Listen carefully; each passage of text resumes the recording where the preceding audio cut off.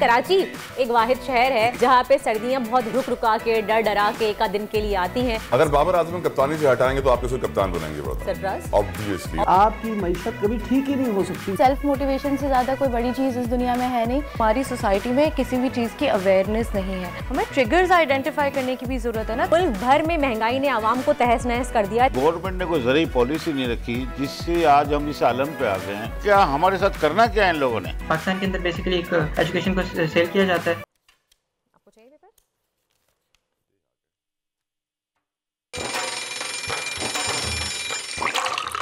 आजकल जिंदगी ही सुबह आउट ऑफ कंट्रोल है। दुनिया बोल है, मेरी दुनिया बोल है। बिस्मिल्लाहिर्रहमानिर्रहीम, अस्सलाम वालेकुम and a very good morning to all of you Pakistan. हफ्ते का पहला दिन मंडे और काफ़ी लोगों के बच्चों के स्कूल भी आज से शुरू हुए हैं तो उनको उठने में थोड़ी सी प्रॉब्लम भी हुई है, लाइक मेरे जैसे। जी हाँ, क्योंकि सर्दियाँ बढ़ जाती है तो उठना बड़ा मुश्किल हो जाता है। बिल्कुल ऐसा ही है कि सर्दियों में उठना, ब्लैंकेट से बाहर निकलना, ये अपने आप में एक बहुत बड़ा टास्क लगता है। वैसे पाकिस्तान में यानी कि हर जगह सर्दियाँ आ जाती हैं, लेकिन कराची एक वाहिद शहर है जहाँ पे सर्दियाँ बहुत रुक रुका के डर डरा के एक दिन के लिए आती हैं, लेकिन उसमें भी हमारा बुरा हाल हो जाता है। तलहा यकीनन, और सर्दियों के साथ महंगाई का तूफान भी एक आया हुआ है मुल्क में। हम जानते हैं कि मुल्क में जिस तरीके से लोगों के खर्चे बढ़ रहे हैं, आमदन में इजाफा नहीं हो रहा है। तो मैं तमाम तर इदारों से, इंडस्ट्रीज से, मैन्युफैक्चरिंग से, सर्विसेज वालों से कहूँगा कि अपने मुलाजमीन की तनख्वाहों में इजाफा करें, क्योंकि अब इन तनख्वाहों में उनका गुजारा नहीं है। पहले दाल का रेट, चीनी का, आटे का, मुर्गी का, हर चीज़ आसमान से बातें कर रही है।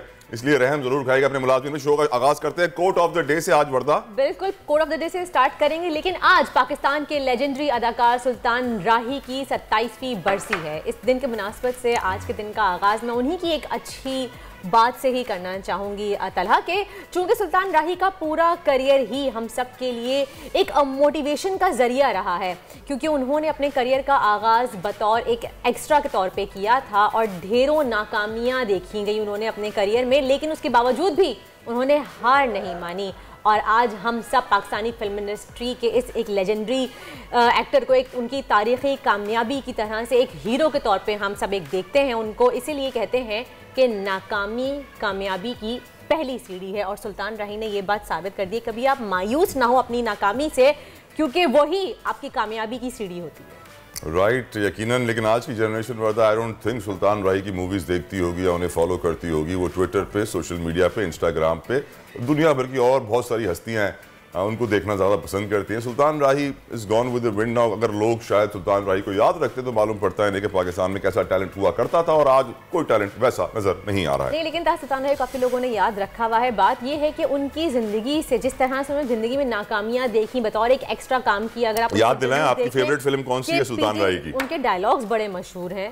एक फिल्म आपको याद होगी, मौला जट, क्योंकि उसका रीमेक हुआ था। उसके अलावा एक और नाम ले लें। उसके अलावा भी आप तलहा देखें कि कितने ज्यादा उनके डायलॉग्स हिट हुए हैं, लेकिन नहीं लिया, बड़े नाम नहीं लिया। सीखें, आप जिंदगी से उनकी सीखें कि दूसरी फिल्म का नाम नहीं लिया आपने। चलें आप ले लें। मुझे भी नहीं मालूम, मैं तो कह रहा हूँ कि मैं नहीं देखता मौला मूवीज वाली। हमारे सीनियर्स जब मैं नहीं देखता तो मेरी बात क्या आने वाली जनरेशन क्या देखती होगी वर्दा? मैं सिर्फ सवाल ये उठा रहा हूँ। खैर आगे बढ़िए, आगे बढ़ते हैं, नजर डालते हैं आज की टॉप स्टोरीज पे।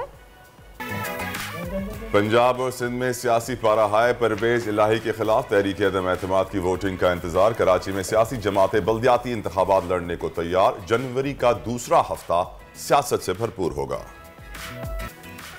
दुआ जहरा आ गई, 2 बच्चियां लापता। कराची कोरंगी में 13 और 14 साल बच्चियों की गुमशुदगी मौम्मा बन गई। वालिदैन का रो रो कर बुरा हाल। आखिर माजरा क्या है, बात करेंगे आज के प्रोग्राम में। पाकिस्तानी नौजवान का बड़ा कारनामा, सबसे कम वक्त में 4 साल बैचलर्स की डिग्री मुकम्मल करके वर्ल्ड रिकॉर्ड बना दिया। 1.5 साल में ग्रेजुएशन करने वाले शाहजेब वहीराज बनेंगे हमारे शो का हिस्सा। और पीसीबी की गजब मैनेजमेंट के अजब फैसले। शान मसूद की टीम में जगह नहीं बन रही है, नायब कप्तान बना दिया। न्यूजीलैंड के खिलाफ आज खेलेंगे या नहीं, फैसला मैच से कबल होगा। मैच ने बैंड बजा दिया कराची वालों की वर्दा, बुरी तरीके से। आपको आइडिया है मेरे ख्याल से, क्योंकि कराची का एक बड़ा मेन रोड है, यूनिवर्सिटी रोड, वो बन रहा है और उसी के पास स्टेडियम भी है। उस रोड की कंस्ट्रक्शन किया था, जो 4 साल का प्रोजेक्ट है। लोगों को घंटों लग जाते हैं अपने सफर में। मैच की वजह से कराची के रोड ब्लॉक्स होते हैं, घंटों खड़े रहते हैं लोग। मैं फिर आपको बता रहा हूँ, लाखों गाड़ियां करोड़ों का तेल रोजाना जाया करती हैं इस ट्रैफिक जैम की वजह से। लेकिन हुक्मरानों को कोई परवाह नहीं, होश नहीं। और वो रोड इतनी नैरो कर दी है कंस्ट्रक्शन होने की वजह से कि वहाँ पे आप घंटों खड़े रहें अपनी गाड़ियाँ बंद करके, क्योंकि आपका फ्यूल बहुत ज़्यादा बर्बाद होता है। मैं इस चीज़ को फेस करती हूँ क्योंकि मेरा घर उसके रास्ते में ही आता है, मुझे अनफॉर्चुनेटली उस रोड से होकर जाना पड़ता है। मैं आपके लिए दुआ करूंगा थैंक यू कि आप इस्लामाबाद या लाहौर शिफ्ट हो जाएं, एटलीस्ट जब तक ये मैचेस चल रहे हैं। बिल्कुल। और जब मैचेस चल रहे होते हैं उस वक्त तो और ज़्यादा बुरा हाल हो जाता है, क्योंकि हम मुतबादिल रास्तों में अगर देखें, आपका एक डालमिया वाला रास्ता पड़ता है, डिग रोड वाला रास्ता पड़ता है, वो भी इतना ट्रैफिक जाम का शिकार रहता है कि फिर आप मिलेनियम पे जाके वहाँ पे आगे फंस जाते हैं। खैर, ये रास्तों की बात हम करते रहेंगे। अल्लाह ताला जो है हुक्मरानों को कराची वालों का सोचने पर मजबूर करे, क्योंकि उनको परवाह नहीं है और कराची वाले बड़े परेशान हैं। टॉप ट्रेंड्स की तरफ बढ़ते हैं जी। टूटराटी की चिड़िया, क्योंकि हम इंस्टाग्राम और फेसबुक के ट्रेंड्स फॉलो नहीं करते, प्रोड्यूसर साहब सिर्फ ट्विटर के ट्रेंड्स फॉलो करते हैं। और ट्विटर पर भी आज सुबह जब मैंने ट्रेंड्स देखे तो मेरे थोड़े से कान खड़े हो गए कि यार आज ये कैसे कैसे ट्रेंड्स चल रहे हैं। लेकिन आप बताइए कौन से ट्रेंड्स हैं? ट्विटर की चिड़िया क्या कह रही? ट्विटर की चिड़िया कह रही है कि सरफराज अहमद, साबिक कप्तान और कौमी बैटर सरफराज अहमद की टेस्ट मैच में शानदार परफॉर्मेंस पर सारिफीन ने उन्हें जबरदस्त ख्वाज तहसीन पेश किया है, जिसकी वजह से वो टॉप ट्रेंड में बने हुए हैं। उन्हें न्यूजीलैंड के खिलाफ मैन ऑफ सीरीज और मैन ऑफ द मैच के अवार्ड से भी नवाजा गया है। क्या बात है सैफी भाई की, क्या बात है। यकीनन ही प्रूव्ड इट, बता दिया कि पर्ची जितनी भी चल जाए बस मैरिट को मौका चाहिए होता है और मैरिट ऊपर आ जाता है। लेकिन एक और भी बहुत सारे ट्रेंड्स थे वैसे आज सुबह वर्दा देख रहे हैं। मैंने ये भी देखा कि हमारे आर्मी चीफ की मुलाकात हुई है मोहम्मद बिन सलमान से, सऊदी वली अहद से। और कमाल बात यह है, फिर सऊदी वली अहद भी आप रात को जो है वो ट्रेंड कर रहे थे काफी अपने कुछ अहकामात की वजह से, जो उन्होंने रोनाल्डिनियो के लिए अपने रूल्स चेंज किए अपनी सोसाइटी में कि किस तरह एक मर्द और औरत साथ रह सकते हैं बिना निकाह के। वहां पर लिव इन रिलेशनशिप वहां पर शुरू हो गया है। तो मैंने नोट किया कि मोहम्मद बिन सलमान साहब भी जो हैं काफी ट्रेंड कर रहे थे और ये मुलाकात भी हुई है बड़ी इंपॉर्टेंट आर्मी चीफ की मोहम्मद बिन सलमान से। लेट्स सी मुल्क को क्या मिलता है मुस्तकबिल में। अब वापस आ जाए क्रिकेट के ऊपर। और दोबारा से एक और ट्रेंड जो कर रहा है ट्विटर पे वो है स्टे स्ट्रॉन्ग बाबर आजम, क्योंकि कौमी टीम के कप्तान बाबर आजम के खिलाफ एक प्रोपेगेंडा चल रहा है जिसमें उन्हें कहा जा रहा है कि उनको कप्तानी से हटा देना चाहिए। तो उनके खिलाफ जो उनके फैंस हैं इस प्रोपेगेंडा के खिलाफ मैदान में उतर आए हैं और इसलिए हजारों सारिफिन इस पे ट्वीट कर चुके हैं कि स्टे स्ट्रॉन्ग बाबर आजम। अगर बाबर आजम कप्तानी से हटाएंगे तो आप किसको कप्तान बनाएंगे? सरफराज ऑब्वियसली उनकी परफॉर्मेंस ने प्रूव कर दिया है। उनको जब कप्तानी भी दी गई तब भी उन्होंने बहुत बेहतरीन परफॉर्मेंस दी। इससे वाज़ेह हो जाता है भाई टैलेंट को ऊपर आने दो, मेरिट को ऊपर आने दो। जो परफॉर्म करे उसको ऊपर लाओ, जो ना करे उसको नीचे ले जाओ। ये निजाम पूरी दुनिया में राइज है, हमारे यहाँ ये राइज नहीं है। हमारे यहाँ कह रहे हैं कि अजब मैनेजमेंट के गजब फैसले। हम इसमें चल के आगे शो में बात करेंगे, लेकिन फिलहाल अगले टॉप ट्रेंड की जाने बढ़ते हैं जो कि है पाकिस्तान की इकोनॉमी। सब रो रहे हैं उसके ऊपर, पाकिस्तानी मईशत पर सारिफीन भी परेशान हैं और मईशत की डोलती नैया किनारे पे कब लगेगी ये भी हम नहीं लगेगी। वर्दा बात बड़ी सिंपल सी है, हुक्मरानों की प्रायोरिटी है पंजाब की हुकूमत, वफाक की हुकूमत, कुर्सी, पावर, इलेक्शंस। उनकी ये प्रायोरिटी नहीं है कि आवाम को रिलीफ मिले। वो नहीं चाहते कि ऐसे इकदाम किए जाएं जिससे मुल्क को फायदा हो। पाकिस्तान को फायदा नहीं होना है, जाती मफादात। मेरे घर को फायदा हो जाए, मेरी गाड़ी बड़ी हो जाए, मेरे बैंक अकाउंट बड़े हो जाए, मेरा दुबई में फ्लैट आ जाए, मेरा स्विट्जरलैंड में घर आ जाए, मैं पनामा के अंदर अपनी कंपनियां खोल लूं। पाकिस्तान आगे नहीं बढ़े। जो भी शख्स पाकिस्तान को आगे बढ़ाने की बात करेगा उसका कला कमा कर दिया जाएगा, सर धड़ से अलग कर दिया जाएगा। पाकिस्तान के मफाद में इस पर कोई भी बात नहीं कर रहा। सैडली जितने भी हैं ये लोग सियासतदान, ये सिर्फ सियासत में लगे हैं, परवाह नहीं है पाकिस्तान की। मैं बोल बोल के थक गया हूं कि जब एक हमला हुआ था स्कूल पे तो नेशनल एक्शन प्लान बना था, मईशत तितर में नेशनल इकोनॉमिक प्लान नहीं बन रहा। खैर अफसोस इस तरीके की सूरत हाल चल रही है, लेकिन सिंध में बल्दियाती इंतखाबात के इनेकाद में सिर्फ एक हफ्ता रह गया है और इस सिलसिले में सियासी पार्टियों की जानिब से खूब तैयारियां भी जारी हैं। कहीं जलसे किए जा रहे हैं तो कहीं सियासी रैलियां निकाली जा रही हैं। MQM ने बल्दियाती इंतखाब पे हल्का बंदियों पर एतराज़ उठाया था, लेकिन इलेक्शन और मुलतवी की दरख्वास्त भी दी थी। ताहम आज जो है हतमी तारीखी फैसला जो है वो तारीख का फैसला किया जाएगा इलेक्शन कमीशन की जानिब से, जो पहले ही महफूज कर लिया गया है। और कल इमरान खान ने भी खवातीन कन्वेंशन से खिताब में मौजूदा हुकूमत पर खूब तनकीद के नश्तर चलाए हैं। यकीनन वो हर खिताब में नश्तर चलाते हैं, कोई नई बात नहीं है। मेरे ख्याल से तो खबर में रिपोर्ट भी नहीं होना चाहिए, क्योंकि वो जब भी कोई पावर अपोजिशन में होती है, कोई सियासी जमात अपोजिशन में होती है तो वो ट्रेजरी बेंच पे ही तनकीद करती है, ट्रेजरी बेंच अपोजिशन पे तनकीद करती है। और मसला यही है कि हमारे मुल्क को टॉक शोज और इस तनकीद में फंसा दिया गया है, इस सियासत में रुला दिया गया है और अवाम के मसाइल का हल किसी के पास भी नहीं है। लोग जाएं, अपनी मदद आप करें, खुद अपने लिए हल ढूंढें, हुक्मरान उनके लिए कुछ नहीं करेंगे। ये बात वाज़ेह हो गई है कि हर किसी को अपनी पड़ी है। पाकिस्तान जाए भाड़ में।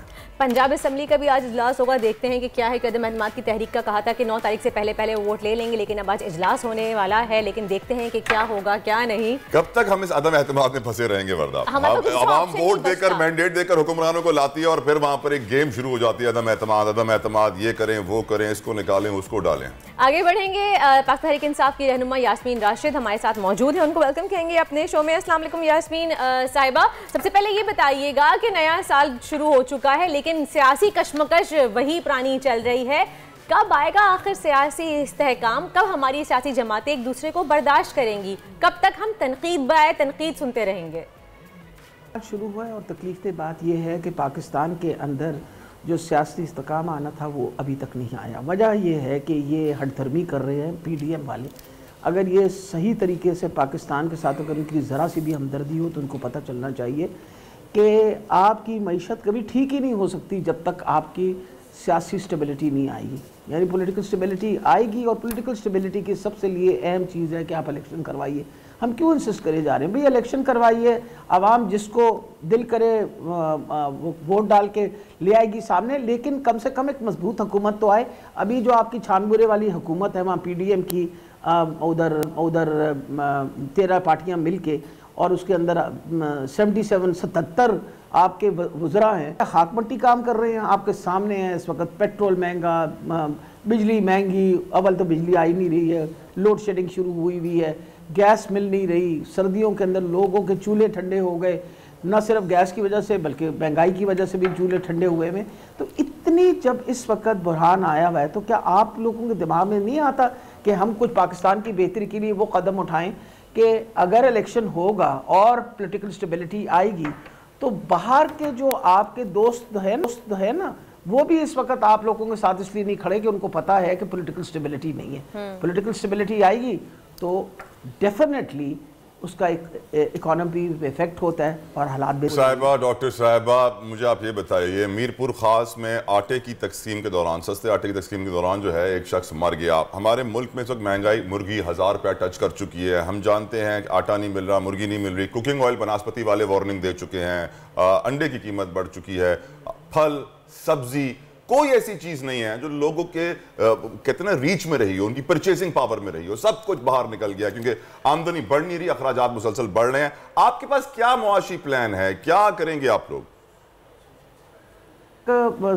इलेक्शन का ताल्लुक है, हम इलेक्शन लड़ना चाहते हैं और हर किस्म का इलेक्शन लड़ना चाहते हैं। हम लोकल गवर्नमेंट का इलेक्शन लड़ना चाहते हैं, हम जनरल इलेक्शन लड़ना चाहते हैं और हम लड़ते आए हैं। आपके सामने हैं पिछले साल 2022 के अंदर जब इन्होंने वो लोटे जो थे उनकी जगह जब सीट्स पे इलेक्शन हुआ तो हमने इलेक्शन लड़ा और डट के लड़ा और अल्हम्दुलिल्लाह मेजॉरिटी हमने सीटें जीती। इसी तरीके से इमरान खान साहब की ने 8 सीटों से इलेक्शन लड़ा जो नेशनल असेंबली की। इन्होंने अपनी तरफ से वो सीटें जो कमज़ोर थी उनको उधर से लोगों की वो रेजिग्नेशन एक्सेप्ट करके उन सीटों का अनाउंस किया। अल्लाह ताला की बड़ी मेहरबानी है, अल्लाह ताला इज़्ज़त देने वाला है।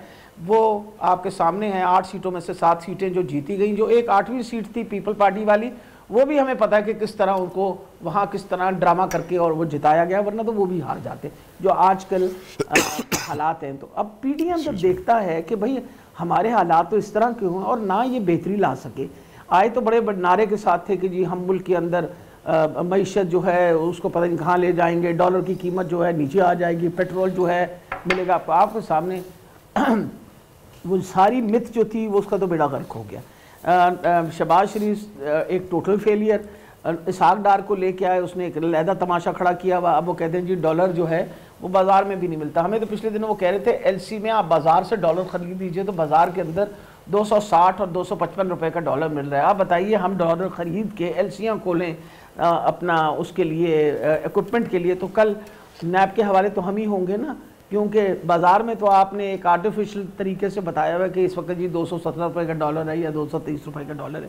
सो ये जो इस वक्त सिचुएशन पाकिस्तान की बना डाली है उसका इतना नुकसान हो रहा है। आपकी फैक्ट्रियां बंद हो गई, आपके लोग बिल्कुल सही कह रही हैं डॉक्टर साहिबा, thank you so very much, thank you so. Doctor Yasmeen Rashid हमारे साथ मौजूद थी और वाज़ेह कर दिया उन्होंने। और डॉलर की जो बात की उन्होंने बड़ी इंटरेस्टिंग है, क्योंकि मुझे भी कल ही कंप्लेंट्स मौसूल हो रही थी कि पाकिस्तान में जो लोग बाहर से बैठे हुए डॉलर भेज रहे हैं उनमें बैंक जब कन्वर्ट करके उनको देता है तो 233 रुपए के हिसाब से देता है, लेकिन जब पाकिस्तान में बैठे हुए कोई शख्स ऑनलाइन कोई परचेजिंग करता है अपने बैंक अकाउंट के थ्रू, अपने कार्ड के थ्रू, तो उस वक्त उसको डॉलर 260-265 का दिया जाता है। तो ये सोचने की बात है कि जब बैंकिंग निजाम में इतना व्हाइट कॉलर क्राइम है तो फिर बाकी लोग जो बाहर बैठे हुए हैं, जो अनरजिस्टर्ड धंधा करते हैं, उनको कौन कंट्रोल करेगा? कोई भी नहीं कंट्रोल करेगा। आगे बढ़ते और बात करते हैं एक केस का अंजाम अभी तमाम ना हुआ कि दूसरा आन पड़ा। कराची के इलाके कोरंगी में 2 सहेलियां घर से लापता हो गई हैं। पुलिस के मुताबिक नायला कोरंगी नंबर 2 में अपनी सहेली किंजा के घर आई थी। दोनों सहेलियां दोपहर 3 बजे तक घर में ही थी कि अचानक लापता हो गई और पुलिस ने लड़कियों के वालिदैन की मदय्यत में अगवा का मुकदमा दर्ज कर लिया है। तो दूसरी जानिब पसंद की शादी करने वाली लड़की की कराची और लाहौर, फिर उसके बाद दोबारा लाहौर से रवानगी और फिर कराची तक वापसी हो गई है। हम बात कर रहे हैं 2000 के केस की। ख़वातीन और हज़रात, हम जानते हैं कि पाकिस्तान में डेटा सामने आ चुका है कि हर साल यहाँ 5,25,000 बच्चे रेप होते हैं, लेकिन हम कुछ नहीं कर पाते हैं, आंखों पे पट्टियां बांध के खामोश तमाशाई बने बैठे हैं। हम जानते हैं कि जब ज़ैनब केस मशहूर हुआ था तो फिर सोशल मीडिया पे सब कोई एक्टिव हुए थे और बड़ी आवाज़ उठाई गई थी। उसके बाद वो आवाज़ भी दबती चली गई, एक आग की तरह आवाज़ उठती है, जितनी तेज़ी से ऊपर जाती है उतनी तेज़ी से नीचे आती है। हम भूल जाते हैं कि हमारे अंदर कौन सी बीमारी है, उनका इलाज कैसे होगा, प्रॉब्लम ढूंढ लेते हैं, सोल्यूशन की बात नहीं करते हैं। और अल्लाह खैर करे, अल्लाह करे कि नायला और किंजा ये बच्चियां अपने वालिदैन तक पहुंचे। लेकिन हमारी सोसाइटी में जो बीमारियां हैं, पेडोफाइल हो, नेक्रोफिलिया हो, बड़े सप्रेशन, डिप्रेशन, हर किस्म की बुराई का शिकार है, हम कब तक खामोश बैठे रहेंगे? और वो लोग हमारे इर्द गिर्द ही घूमते हैं, हम उनको आइडेंटिफाई नहीं करते। कि इस बारे में भी हम आगे चल के अपने शो में बात करेंगे, लेकिन फिलहाल 2000 के केस पर नजर डाल लेते हैं। फाइनली दुआ को अपने वालिदैन के हवाले कर दिया गया है। शाहिद हुसैन हमारे नुमाइंदा हमारे साथ मौजूद है, उनसे पूछता हूं क्यों हुआ। शाहिद, कहा जा रहा था ह्यूमन ट्रैफिकिंग का केस है, आप बताइए कोई लव स्टोरी थी या कुछ और? देखिए, लव स्टोरी का तो नामो निशान नहीं है, क्योंकि सिंध के कानून में है कि 18 साल से कम उम्र बच्ची की शादी कानूनन जुर्म है और ये बिलाखिर साबित हुआ कि वाकई मुल्ज़मान ने जुर्म किया था। इब्तिदा में आपको पता है कि जब 16 अप्रैल को बच्ची को यहाँ से नहीं शाहिद मैं जानना ये चाह रहा हूँ, देखिए ये तो कानूनन बात तो हम कर ही नहीं रहे, यहाँ पे हकीकत क्या है, ग्राउंड रियलिटी क्या है? क्योंकि बहुत सारी रिपोर्ट्स में कहा जा रहा था कि इस तरह की लड़कियों को किडनैप करके ह्यूमन ट्रैफिकिंग के जरिए बेचा जाता है, बाहर भेजा जाता है, लेकिन उसको एक लव स्टोरी का रंग दिया जा रहा था। आपके पास क्या फैक्ट्स हैं? अगर ह्यूमन ट्रैफिकिंग की जो सेक्शन है वो तो एफआईआर में और चलान में अभी भी मौजूद है, उसको नहीं निकाला गया, उस पर फैसला होना बाकी है। बच्ची माँ बाप के पास आ गई है। जो पुलिस और इसके अलावा मुल्ज़मान की साइड से जो स्टोरी पब्लिक की जा रही थी उसके मुताबिक बच्ची अपनी मर्जी से यहाँ से लाहौर गई है, लेकिन जो बच्ची ने बताया है और जो फैक्ट सामने आए हैं अब तक जो है वो पब्लिक नहीं हो सके। वो चूँकि ट्रायल कोर्ट में रखे जाएंगे, उसमें बहुत सारे चेहरों को बेनकाब किया गया है। मुल्ज़मान ने किस बारीकी से वारदात डाली थी वो सारी तफसीलात सामने आ चुकी हैं। देखें, एक कानून है, हम तो कानून की बात करें कि एक कम उम्र बच्चा है, उसने क्या किया और कानून उसको क्या इसकी इजाज़त देता था या नहीं देता था। जैसे आप नायला और दूसरी बच्ची की बात कर रहे हैं कि उन बच्ची की उम्र 14 साल है, लेकिन माँ बाप जब थाने जाते हैं तो उसके बाद फिर पुलिस उनको कहती है कि जी देखें, बच्ची ने आपकी शादी कर ली होगी, 2-4 दिन में निकाहनामा आ जाएगा, उसके बाद मामला ख़त्म हो जाएगा। मामला ख़त्म होने वाला नहीं होता। ये चूँकि बच्चियाँ जब मुबैना तौर पर बहला फुसला के जो इंटाइसमेंट की जाती है उसके बाद फिर ये निकाहनामे लाए जाते हैं। कानूनी तौर पर उनकी कोई हैसियत नहीं है, क्योंकि सिंध में 18 साल की और पंजाब में 16 साल उसकी उम्र का तयन रखा गया है कि बच्ची की उम्र। शाहिद हुसैन ये बताइएगा यहाँ पे कि शाहिद हुसैन ये बताइएगा कि यहाँ पे भी जो केस हम डिस्कस कर रहे हैं उसमें कहा गया है कि आर्जी तौर पे वालिदैन के हवाले कर दिया गया है दुआ को। तो आर्जी तौर पे मकसद क्या है कि दोबारा से उनकी मर्जी के मुताबिक 10 साल और केस चलेगा क्या, भेज दिया जाएगा, ये केस मजीद प्रोलॉन्ग होगा? देखिए, केस का जो बेसिक फैसला है वो ट्रायल कोर्ट ने करना है, क्योंकि बच्ची ने स्टेटमेंट दिए थे मेडिकल रिपोर्ट की बुनियाद पर और उसके बाद फिर उस बच्ची ने खतूत लिखे थे। माँ बाप के को जब मुलाकात हुई थी उस वक्त रजामंदी का इजहार किया था। इस वजह से माँ बाप ने खुद अदालत से रजू किया था कि उनकी बेटी उनके पास वापस जाना चाहती है, तो लिहाजा ये बेटी हमारे हवाले किया जाए। चूँकि अगर हाई कोर्ट हतमी फैसला इसमें कर देती तो जो ट्रायल कोर्ट में बुनियादी मुकदमा ज़ेर समाअत है वो ख़त्म हो जाता। तो इसलिए आर्जी तौर पर बच्ची की हवालगी का फैसला तो माँ बाप के हक में कर दिया गया है, लेकिन जो बुनियादी जिसमें मुल्ज़मान के खिलाफ शवाहिद और सबूत पेश होने हैं और उसके बाद जब ट्रायल मुकम्मल होना है तो उसके बाद उनको सजा होनी है या नहीं होनी, उसका फैसला ट्रायल कोर्ट। लेकिन शायद जब तक ऐसे केसेस में खतरनाक सजाएं नहीं दी जाएंगी, इसी तरह किंजा और नायला जैसी बच्चियां किडनैप होती रहेंगी, गायब होती रहेंगी, ज्यादती के केसेस बढ़ते रहेंगे। बहुत बहुत शुक्रिया शायद आपका। लेकिन हैरत है कि आज जिनकी बेटियां हैं घरों में, वो क्या सोच रहे होंगे? वो यही सोच रहे होंगे कि भाई किस तरह इस मुल्क से निकले, इस मुल्क में हमारी बेटियों के लिए मुस्तकबिल सेफ नहीं है। और स्पेशली जो पसमानदा इलाके के हैं, जो गरीब इलाके के हैं, वो तो बेचारे रुल गए हैं, पिस गए हैं, कोई सुनवाई नहीं हो रही। सिर्फ बेटी नहीं, बेटों के लिए भी अब ये मुआशरा सेफ नहीं है। लड़के ज्यादा रेप होते हैं लड़कियों से, ऊपर कुछ ध्यान दिया जाए। खैर, एक ब्रेक के लिए कहा जा रहा है। मिलते हैं आपसे एक ब्रेक के बाद। Stay with us. आजकल जिंदगी ही सुबह आउट ऑफ कंट्रोल है, दुनिया बोल है, दुनिया बोल है। Welcome back after the break. आप देख रहे हैं दुनिया बोल है और अब आपकी मुलाकात करवाते हैं हैदराबाद शहर की एक ऐसी बाहिम्मत लड़की से जिन्होंने एक छोटे से फूड स्टॉल का बिजनेस किया और अपनी दोनों बहनों को तालीम दिलवाई, उनकी शादियां करवाई और अभी भी वो खुद से अकेले एक फूड स्टॉल रन कर रही हैं हैदराबाद में। यकीनन। अच्छा, वैसे लड़के बहुत सारे ये काम कर रहे होते हैं, लेकिन लड़कों को इतनी स्पॉटलाइट मिलती नहीं है, हमेशा लड़कियों को ही मिलती है, क्योंकि लड़कियों को करने नहीं दिया जाता ना फूड। अब आप समझे कि स्ट्रीट पे खड़े होकर वो फूड स्टॉल लगा के खाना बेच रही हैं, कितने लोग वो परेशान करने वाले आएंगे, कितने लोग उनको अजीब तरीके से देख देख के जाएंगे कि उनको घर छोड़ के आ जाएं, देखते हुए गुजरेंगे, आगे बाइक पे टक्कर लग जाए भले से। इसीलिए लड़कियों को अप्रिशिएट करना चाहिए जब वो इस तरह के काम करती हैं। सारे मजे हमारी सोसाइटी में लड़कियों के, फिर भी हम बेचारे मर्द जो है ना बेइज्जत होते रहते हैं। मीशा हमारे साथ मौजूद है। Misha, thank you so very much for coming on our show. Welcome to दुनिया बोल है। मीशा, ये बताइए, व्हाट इंस्पायर्ड यू? आपकी इंस्पिरेशन कौन था और आपको हिम्मत कहाँ से मिली? अस्सलाम वालेकुम। सबसे पहले मेरा नाम मिशा शेख है, जैसे कि आप लोग जानते ही होंगे। इंस्पिरेशन की बात करूं तो कोई इंस्पिरेशन ऐसी ख़ास मेरे पास मौजूद नहीं। मतलब बहुत सारे लोग हैं जो एज ए इंस्पिरेशन मैं ले सकती हूँ, लेकिन जो आपके सर्कमस्टांसेस होते हैं ज़िंदगी के, जो आप डील कर रहे होते हैं, वो आपको मोटिवेट करते हैं। और आई थिंक सेल्फ मोटिवेशन से ज़्यादा कोई बड़ी चीज़ इस दुनिया में है नहीं। कोई भी काम आप कर रहे हो, चाहे प्रोफेशनली कर रहे हो, पर्सनली कर रहे हो, या अपने घर को सपोर्ट कर रहे हैं, या XYZ आप कोई भी काम कर रहे हो, तो self motivation is always there. Misha, आप माशाल्लाह ग्रेजुएट हैं, अच्छी खासी जॉब्स कर रही थी, तो फिर एकदम से क्या ख्याल आया आपको कि आपने फूड स्टॉल लगाना है? अपना कारोबार लड़कियां यूजुअली करती हैं, कपड़ों के हवाले से करती हैं, क्लोथिंग का, कॉस्मेटिक्स का करती हैं, सैलून्स का करती हैं, लेकिन आपने बिल्कुल एक अलग हटके कारोबार सोचा, जो कि आपने फूड स्टॉल लगाया।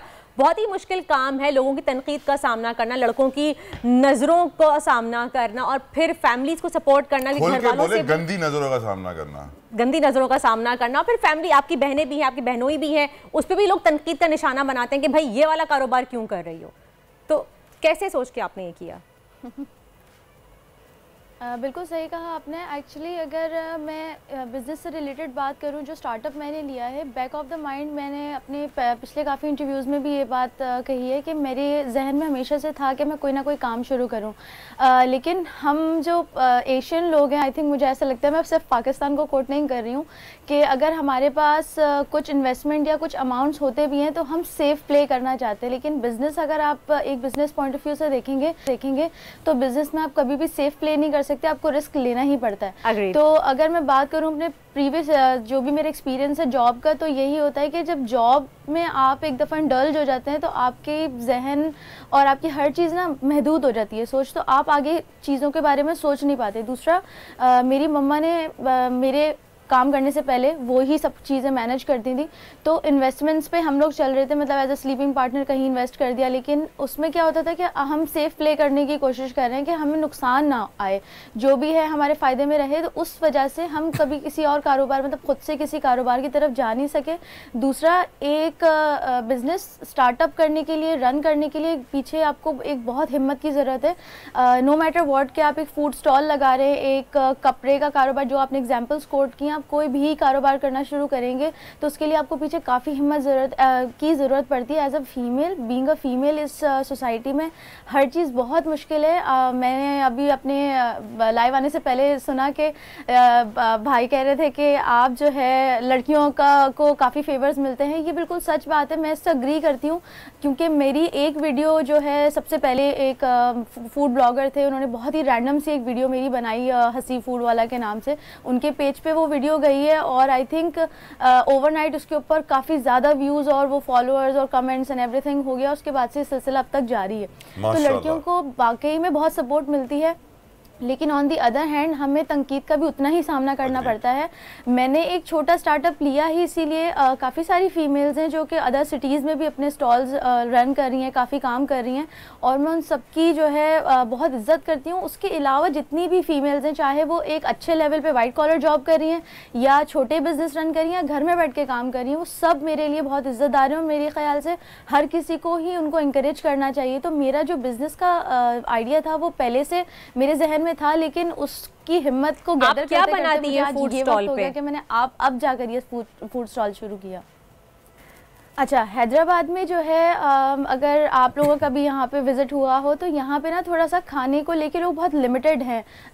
एक कढ़ाई खाने चले जाएंगे या पिज़्ज़ा होगा या फास्ट फूड बर्गर वगैरह, इसके अलावा जो है बहुत ज़्यादा वैरायटी आपको यहाँ मिलेगी नहीं। तो मेरे साथ ये था कि मैंने अपनी ज़िंदगी का ज़्यादा अरसा कराची में गुजारा है, तो वहाँ पे हमारे पास काफ़ी ज़्यादा ऑप्शंस होते हैं। तो मैंने ये सोचा कि अगर मैं फूड, मेरे मतलब जहन में ये हमेशा से था कि मैं यहाँ पे चीज़ें इंट्रोड्यूस कराऊँ इंशाल्लाह। मतलब मेरे जहन में और भी चीज़ें हैं बिज़नेस से रिलेटेड, और भी आइडियाज़ हैं जो मैं डिफरेंट यहाँ पे इंट्रोड्यूस कराना चाहती हूँ। अभी मैंने इंट्रोड्यूस करवाया है मैक्सिकन बरीटो, जो मैं यहाँ पे यहाँ की आवाम को थोड़ा सा चेंज पे लेकर आना चाहती थी। उसके साथ मेरे पास और भी फास्ट फूड के आइटम्स अवेलेबल हैं, और इंशाल्लाह मैं मेन्यू में और भी न्यू चीज़ ऐड करूँगी। अल्लाह ताला आपको और कामयाबी दे। आप हैदराबाद जैसे शहर में बुरीटोज आम कर रही हैं, I am so happy about that, क्योंकि मैं भी हैदराबाद का हूं, तो यकीनन आप सच का साथ दे रही है। लेकिन मेरी तमाम एंटरप्रेन्योर से ख्वाहिश है, गुजारिश है, बशमूल आप, कि जब भी आप कोई कारोबार शुरू करें, हम जानते हैं कि नबी करीम आका दो जहां रहमतुल लिल आलमीन सल्लल्लाहु अलैहि वसल्लम ने फरमाया, इन्नमल अमाल बिन्नियात, अमलों का दारोमदार नियतों पर है। नियत ये रखें कि सुन्नत रसूलुल्लाह सल्लल्लाहु अलैहि वसल्लम है कारोबार करना, और नौकरी में हमेशा इंसान नौकर रहता है, कारोबार में ही असल बरकत आती है, उसी में आपकी एंटरप्रेन्योरल स्किल्स यूज होती हैं। तो इसीलिए यही नियत रखा करेंगे, आका की सुन्नत है, हम भी इसी पर चलेंगे और कामयाब होंगे। Thank you so very much Misha Sheikh, आपने अपना कीमती वक्त, अल्लाह ताला आपको और भी कामयाब करे। We are proud of them. In fact मैं कहूँगा पाकिस्तान में जहाँ भी खवातीन इस तरह काम कर रही हैं, स्टॉल्स चला रही हैं, हमारे प्रोड्यूसर से रब्ता करें, विल मेक श्योर कि हम उनको मौका दें और उनको स्पॉटलाइट में लेकर आए, ताकि उनको वो मिल सके वो जो डिजर्व करती हैं। बिल्कुल, वो मुकाम मिल सके, वो अटेंशन मिल सके, उनकी मेहनत का उनको रिवॉर्ड मिल सके। आगे बढ़ेंगे और बात करेंगे कि पिछले दिनों कराची में एक तालिब इल्म का कत्ल हुआ और पुलिस ने इस कत्ल को एक मामूली झगड़े का नतीजा करार दे दिया, जबकि कोचिंग सेंटर में इतना बड़ा एक वाकया हुआ कि गुस्से में आके एक लड़का बैग में क्लैशनकोफ रख के लेके आ गया और उसने अपने साथी तलबा को कत्ल कर दिया गोली मार के। जी, आई थॉट कि उसने अपने दोस्तों को बुलाया था और फिर उसने फायरिंग करवाई थी। नहीं, अगले दिन वो बैग में लेके आया था, कि इस पे न्यूज़ देखी थी, बैग में लेके आया और उसने बाकायदा उसको अब्यूज़ किया है, पहले खड़े होकर सेकंड फ्लोर पे, उसके बाद उसको शूट किया है। इसके अलावा फिर और भी ऐसे बुरे केसेस सामने आ रहे हैं। हमारे डॉक्टर सारा की अगर हम बात करें तो ये आपको याद होगा कि काफ़ी न्यूज़ में चल रही है, डॉक्टर सारा की लाश समंदर से मिली है। कहा यह जा रहा है कि सारा ने खुदकुशी की है, लेकिन अब तहकीकात बता रही हैं कि सारा को मुबैना तौर पर मुस्तकिल ज़्यादती का निशाना बनाया गया था, जिसके बाद उनको कत्ल किया गया। लड़की के वालिद ने मुकदमा दर्ज कराया है, जिसके बाद पुलिस ने डिफेंस में मौजूद एक जानवरों के अस्पताल के मालिक और एक खातून डॉक्टर को गिरफ्तार कर लिया है। सुनने में ये आ रहा है कि उन्होंने कर्जा दिया था डॉक्टर सारा को और उसके अगेंस्ट में वो उनको ब्लैकमेल कर रहे थे, उनको हरेस कर रहे थे और मुबैना तौर पे ज़्यादती का निशाना बना रहे थे। इसी बारे में मज़ीद बात करने के लिए हमारे साथ मौजूद हैं राबिया नजीब, साइकोलॉजिस्ट हैं, उनको वेलकम कहेंगे अपने शो में। अस्सलाम वालेकुम राबिया, हमारी सोसाइटी में हो क्या रहा है? हम मेंटली इतने सिक हो गए हैं कि हमारे इर्द गिर्द ऐसे लोग घूमते हैं जो वहशी और दरिंदगी उनके अंदर भरी हुई है। मेंटली सिक ना एक वर्ड है, लेकिन मैं जो समझता हूँ वर्दा, हमें बदमाशी की बीमारी हो गई है कि अगर लड़का लड़की को रिश्ता दे, वो राजी ना हो, मार दो उसका रेप करो, गोली मार दो। अगर स्कूल में दो लड़कों का झगड़ा हो जाए, गोली मार दो। शादी हो रही है, हवा में गोली मारो। न्यू ईयर है, यहाँ पर गोली मारो। यहाँ तो इलाके हैं जिनका नाम है गोली मार। तो मेरी नजर में हम लोग ऐसे तबाह हो चुके हैं, हर चीज पे गोली हो रही है। डॉक्टर साहब जी बिल्कुल सही बात है, लेकिन इसमें सबसे बड़ी हमें बात ये समझने की ज़रूरत है कि हमारी सोसाइटी में किसी भी चीज़ की अवेयरनेस नहीं है। अगर हमें कोई भी इमोशनल, सोशल, एनवायरमेंटल या फिज़िकल प्रॉब्लम होती है तो हम उसके बारे में बात नहीं करते, हम उसको दबा देते हैं। हमारी फैमिलीज़ हमें उस तरह से सुनने को तैयार नहीं होती, हम बोलते भी नहीं हैं क्योंकि हमें सामने से कोई सुनने को तैयार नहीं होता, या हमें चुप करवा दिया जाता है। बिल्कुल, डिप्रेस्ड, सप्रेस्ड, फ्रस्ट्रेटेड। बिल्कुल जी हाँ, क्योंकि देखें एंगर और एजिटेशन जो होती है ना, उसके पीछे काफ़ी सारी वजूहात होती है, और सबसे बड़ा इसकी जो वजह होती है वो डिप्रेशन भी हो सकती है। और डिप्रेशन की वजह से लोग जो है वो, ज़रूरी नहीं है कि डिप्रेशन में जो है वो आपका रोना ही होता है, क्योंकि हमें मूवीज़ में, इंटरनेट पे यही दिखाया जाता है कि अकेले में बंद कर लिया। बिल्कुल। लेकिन राबिया, गोली मारने का, किसी को कत्ल करने का डिप्रेशन से क्या ताल्लुक है? मेरी ये समझिए तो ये एंगर हुआ ना आपका, कि एंगर आपका इतना ज़्यादा बढ़ जाता है कि आप सही गलत की पहचान भूल जाता है, आप एक इंसान की जान लेने पे तुल जाते हैं। बिल्कुल सही बात है। ये गलत है, बिल्कुल गलत है। मैं इस चीज़ को ये नहीं कह रही कि ये सही है, लेकिन इसके पीछे कोई ना कोई तो वजूहात होगी ना। वो एंगर, वो फ्रस्ट्रेशन जो है वो पैदा होते ही उसके साथ तो नहीं आई है। किस लेवल पे आता है डॉक्टर साहब कि इट टेक्स ओवर, कि इंसान को बिल्कुल कंप्लीटली कंट्रोल कर लेता है? देखें, आपके प्रॉब्लम पे डिपेंड करता है कि आपको किस चीज़ की प्रॉब्लम है, किस हद तक प्रॉब्लम है। इस केस को एग्जांपल ले लें। जी बिल्कुल। वो झगड़ा किस बात पे हुआ, सामने वाले बंदे ने उसको क्या बोला, उसके पीछे उसके साथ कोई और चाइल्डहुड में भी ऐसा ट्रॉमा हो चुका है। क्या ये बदमाशी नहीं कहलाएगी जो तलहा ने वर्ड यूज किया कि जी मैं बदमाशी की, मुझे हिम्मत कैसे हुई ये बोलने की, तुमने ये बोला, ओके फाइन मैं तुम्हें गोली मार दूंगा। बदमाशी जो थी वो डील करने का उसका तरीका गलत था, लेकिन उसके पीछे वजह क्या थी ये भी तो हमें समझने की जरूरत है। फैमिली एनवायरनमेंट ऐसा क्या वजह होगी? देखें, या तो कोई बीच में उनकी कोई गर्लफ्रेंड होगी, या तो उनको किसी ने एक दूसरे को गाली दे दी होगी कि हाँ भाई इसने मुझे गाली दे दी, मैं इसको नहीं छोड़ूंगा। अभी दो बच्चों में कोई जमीन का मामला तो नहीं होगा ना, कोई प्रॉपर्टी का मामला तो नहीं होगा ना, बहुत चाइल्डिश इशू होगा, बहुत छोटी सी बात होगी जिसको इतना बड़ा पतंगड़ बना दिया गया। छोटे से इशू को इतना बड़ा बनाना नहीं। मैं प्रॉब्लम की बात कर रही हूँ इंडिविजुअल लेवल के ऊपर, मैं इन्वायरमेंटल उस पर नहीं जा रही, मैं इंडिविजुअल के उस पर जा रही हूँ कि हो सकता है उसकी फैमिली में कुछ हुआ होगा उसके साथ इस तरह, या चाइल्डहुड को ट्रॉमा होगा जिसकी वजह से वो ट्रिगर हुआ होगा। हमें ट्रिगर्स आइडेंटिफाई करने की भी ज़रूरत है ना, ताकि हम बाकी लोगों के लिए एक एग्जाम्पल सेट कर सकें। घर पे एनवायरनमेंट कैसा होना चाहिए? क्योंकि जिस बच्चे के स्कूल बैग में क्लैशनकोफ होगी तो उसके घर के अंदर लंच बॉक्स के साथ भी बंदूक रखी होगी। जी बिल्कुल, क्योंकि यकीनन उनके वालिदैन का भी इसमें रोल है। एब्सोल्युटली, टॉक्सिक चीज़ों से बच्चों को एक्सपोज ना ही किया जाए तो बहुत बेहतर है। जिस तरह गन है या कोई जहर है या इस तरह की जो चीज़ें होती है घर में आम अगर पाई जाएंगी, एडल्ट्स भी अगर उसको इस्तेमाल करेंगे और इतना नॉर्मलाइज कर देंगे कि नॉर्मल है इस चीज़ को इस्तेमाल करना, तो जाहिर सी बात है बच्चे। और नॉर्मल तभी होता है जब आप न्यू ईयर पे देखते हैं कि आपके घर में सिर्फ बंदूक निकाल के फायरिंग हो रही है, शादियों में फायरिंग हो रही है, तो लोगों के लिए वो नॉर्मल हो जाता है। और लाइसेंस अथॉरिटीज़ जो हैं इस चीज़ को कंसिडरेशन में लें कि हर किसी को जो है वो लाइसेंस ना प्रोवाइड किया जाए। अगर आपको अथॉरिटीज़ की बात कर रही हैं, यहाँ तो लाकानूनियत और जंगल राज, जिसकी जंगल का कानून है। आप देखिए ना पुलिस ने क्या कहा है। डॉक्टर साहब, when I moved from Hyderabad to Karachi जी, और कॉलेज में मैंने थोड़ा वक्त गुजारने के बाद जो मैंने पहला कराची का रूल समझा ना, शरीफ के साथ बदमाश, बदमाश के साथ शरीफ। यानी अगर आप चाहते हैं कि लोग आपके साथ शराफत से पेश आएं तो आपको मजबूरन बदमाशी का लिबादा ओढ़ना पड़ेगा, ताकि आपके काम हो जाए सरकारी दफ्तर में, किसी और दफ्तर में, यहाँ लाइन में ना खड़ा होना पड़े, वहां वीआईपी सिस्टम मिल जाए। तो एक मेंटालिटी बन गई है कि बड़ी गाड़ी हो, पीछे गार्ड हो, मैं जैसे ही उतरूं तो दो गार्ड बंदूकें निकाले खड़े हो जाएं। ये एक मेंटालिटी बन गई है कि if you have the power show it, वरना यू विल बी किल्ड। राबे, मैं यहाँ पे पूछना चाहूँगी कि डॉक्टर सारा का जो केस हुआ, जिनको मुबैना तौर पर ज्यादती का निशाना बना के फिर कत्ल कर दिया गया, उन्होंने खुदकुशी की, ये भी सामने आने किस पे केस चल रहा है ऑलरेडी। तो इस तरह के जो लोग हैं जो इतनी दरिंदगी का सबूत देते हैं, हमारे इर्द गिर्द ही रह रहे हैं, उनको कैसे आइडेंटिफाई किया जाए? ये फ्रस्ट्रेशन क्या है कि लोगों को रेप किया जा रहा है, जाति का निशाना बनाया जा रहा है, बच्चियों को नहीं छोड़े, डॉक्टर्स को नहीं छोड़े। रेप था, अब रेप और मर्डर आ गया। बिल्कुल सही बात है। नहीं, दिस इज़ वेरी अनफॉर्चुनेट। हमारी सोसाइटी में जो है, इनफैक्ट हमारी भी नहीं, पूरी दुनिया में ये चीज़ बहुत कॉमन होती जा रही है। क्यों? वजह क्या है इसकी? देखिए, इसके बहुत सारे फैक्टर्स हो सकते हैं। सबसे पहले सोशल फैक्टर्स हो सकता है कि जो इंसान इस हद तक आ जाता है कि वो कत्ल की उस पर आ जाता है, शक्ल इख्तियार कर लेता है, उसके अंदर कितना गुस्सा होगा, वो गुस्सा किस वजह से, रिलेशनशिप्स की वजह से उसके हो सकता है। इन्वायरमेंटल फैक्टर्स हमारे बहुत ज़्यादा होते हैं, मुल्क के हालात सही नहीं हैं, उसकी फ्रस्ट्रेशन एक अलग होती है, ठीक है। उसके बाद फिज़िकल फैक्टर्स हो सकते हैं, जैसे आपको ख़ुद को कोई बीमारी है, मेंटल इलनेसेस की वजह से भी ये चीज़ हो सकती है। मतलब ज़रूरी नहीं है कि it's just a mind set, हो सकता है, डुअल पर्सनालिटी हो सकती है, साइकोसिस हो सकती है, बिल्कुल, सब्सटेंस अब्यूज़ हो सकता है, कुछ भी हो सकता है। तो इस चीज़ की वजह से भी ये चीज़ बहुत ज़्यादा सामने आती है। What do you recommend? What should be done? How to identify them?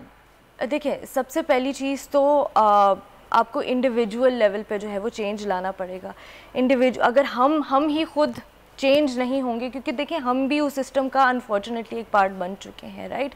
हमें अपने आप से, अपने घर से, अपने बच्चों से ये चेंज लाना है। हमें अपने बच्चों को ये सिखाना है कि अगर आपको कोई इमोशनल प्रॉब्लम है so it's okay for you to talk about it. ये नहीं है कि आप चुप करके बैठ जाएं या समथिंग ऑफ दैट सॉर्ट। को ये नहीं समझा सके हैं कि साइकियाट्रिस्ट कितना इंपॉर्टेंट होता है। ये वो सोसाइटी है कि जो बंदा साइकियाट्रिस्ट के पास जाता है तो सोसाइटी कहती है ओ पागल हो गया, दिमाग के डॉक्टर के पास जा रहा है। ऑनेस्टली अगर आप अगर एक ग्लोबल लेवल पे भी देखेंगे ना तो सबसे ज्यादा जो स्टिग्मा अटैच होता है वो मेंटल इलनेस से ही होता है, मेंटल प्रॉब्लम से ही होता है। ये सिर्फ पाकिस्तान का प्रॉब्लम नहीं है, ग्लोबल इशू है। ऑनेस्टली किसी का नहीं है कि बाहर दुनिया में साइकियाट्रिस्ट को इज्जत दी जाती है, नॉर्मल समझा जाता है उसके पास जाना, सेशंस लेना। जैसे जो पढ़े लिखे लोग हैं वो जो है इसके बारे में बात करें। जैसे फॉर एग्जांपल अगर हम सभी चुप करके बैठ जाएंगे, जैसे लोग मेरी तरह के लोग चुप करके बैठ जाएंगे और इसके बारे में अवेयरनेस नहीं फैलाएंगे या इस तरह के प्लेटफॉर्म्स पे आके बात नहीं करेंगे तो लोगों को पता कैसे चलेगा इस चीज़ के बारे में। एंड मेरी ऑनेस्टली अर्ज हमेशा ये होती है जब भी मैं यंगस्टर से बात करती हूँ कि आप जो है इस सब्जेक्ट को ऑप्ट करें,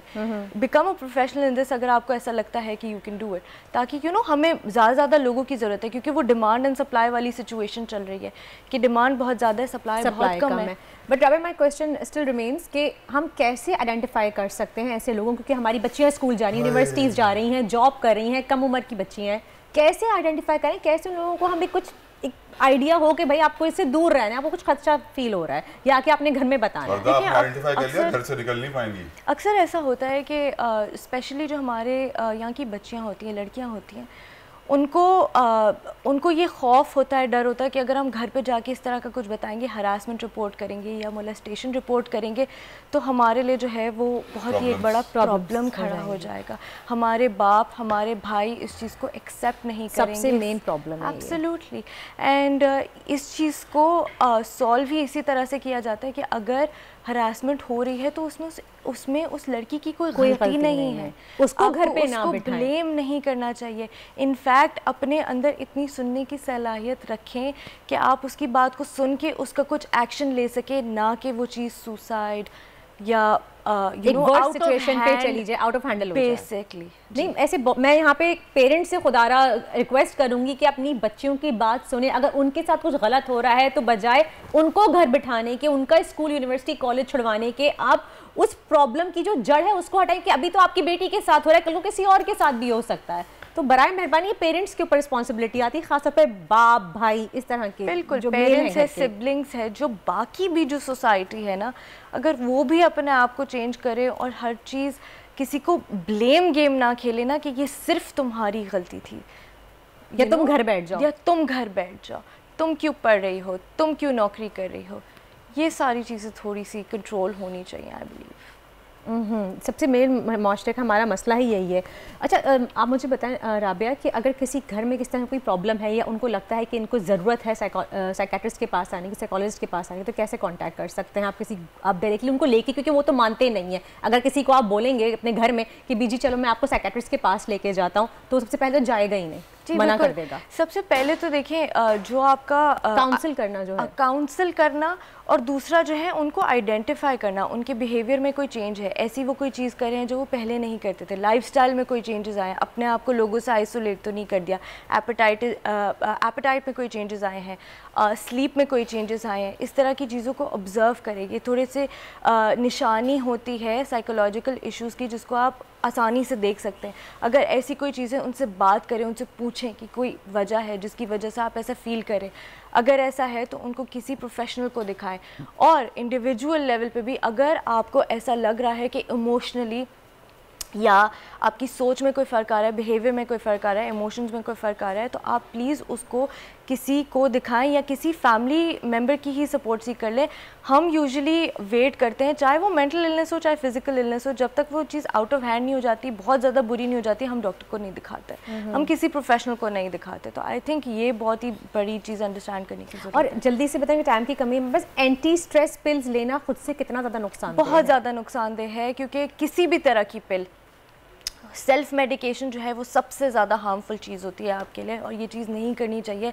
आपको कोई भी अगर दवा लेनी हो, इनफैक्ट पेन किलर भी लेनी हो तो आप किसी डॉक्टर से पूछ के लें, और कितनी दफ़ा लेनी है, क्या करना है, डॉक्टर से पूछ के लें। Thank you so much Rabia, बहुत बहुत शुक्रिया हमारे साथ मौजूद थी। आपने बताया कि हमें सोसाइटी को कितनी ज़्यादा ज़रूरत है मेंटल इलनेस को समझने की, अपने घर में आइडेंटिफाई करने की। आप लोगों को अंदाज़ा नहीं होता कि कितने लोग वर्स्ट केसेस में चले जाते हैं और उसके बाद जाके फिर हमारे हाथों से सब कुछ निकल जाता है।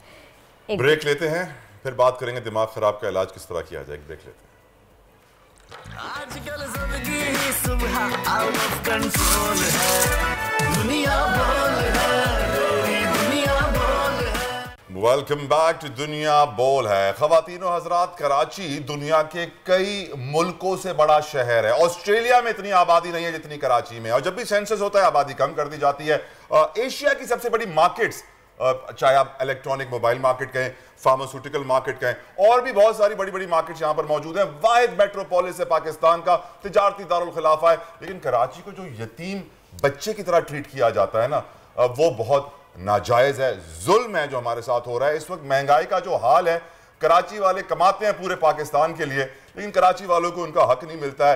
यहाँ मर्दमशुमारी नहीं होती है, दूसरी चीजें क्या सही होंगी वर्दा। लेकिन सिर्फ कराची में नहीं, मुल्क भर में महंगाई ने आवाम को तहस नहस कर दिया है। तनख्वाहें बढ़ती नहीं है, लेकिन महंगाई आप देखें आसमान से बातें कर रही है, और तनख्वाहों को रिवाइज भी नहीं किया जा रहा। आटा 150 रुपए किलो तक जा पहुंचा है। दूध फरोश से लेकर एक मामूली होलसेल की दुकान वाला भी, आप मुर्गी हो, आटा हो, सब्जी हो, गोश्त हो, कुछ भी हो, सब अपनी मर्जी से रेट बढ़ाए चले जा रहे हैं, महंगा किया जा रहा है। हुकूमत और उसकी पॉलिसियां तो बिल्कुल ही फ्लॉप हो गई हैं। गंदम, दालें और कुकिंग ऑयल की मुसलसल बढ़ती कीमतों और दरामदात के लिए डॉलर्स की अदम दस्तयाबी से पैदा होने वाले बहरान पर 10 जनवरी बरोज़ मंगल को अहम प्रेस कॉन्फ्रेंस की जाएगी, जिसके बाद सड़क पर एहतजाज और मुजाहरा भी होगा। तला ये एहतजाज मुजाहरे आग की तरह फैलेंगे, क्योंकि इस वक्त लोगों के खाने के लाले पड़ चुके हैं। अच्छा, इस रिपोर्ट के अंदर होलसेलर्स को भी थोड़ा सा टारगेट का निशाना बनाया गया कि वो जो है कीमत बढ़ जाती है तो गोदाम में जो माल पड़ा होता है उसको महंगे रेट बेचते हैं। तो याद रखिए, जब पेट्रोल की कीमत बढ़ती है, पंप की टंकी में जितना पेट्रोल होता है वो नए रेट पे बिकता है, उसमें खरीदा पुराने रेट पे होता है, लेकिन उससे कोई पूछने वाला नहीं है। लेकिन हाजी अब्दुल रऊफ मोहम्मद इब्राहिम साहब हमारे साथ मौजूद हैं, चेयरमैन होलसेल ग्रोसर्स एसोसिएशन है। एक तो पहले बहुत बहुत शुक्रिया सर, बड़ी मेहरबानी, बड़ी मेहरबानी।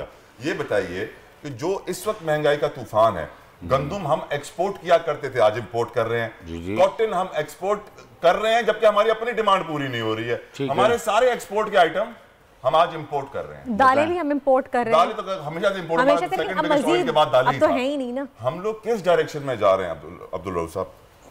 देखें, हम जो इंपोर्ट बेस्ड कंट्री हैं, 80% हमारे पास ज़रात भी कोई ज़माने में हम एक्सपोर्टर हुआ करते थे। यानी हम गंदम भी एक्सपोर्ट किया करते थे, दालें भी किया करते थे। लेकिन लम्हा फिक्रिया ये है कि वहाँ सोसाइटीज़ बना दी गई, वो गगर के दरख्त होते हैं जो बग़ैर खाद के बनते हैं, जिससे पेपर वगैरह बनता है।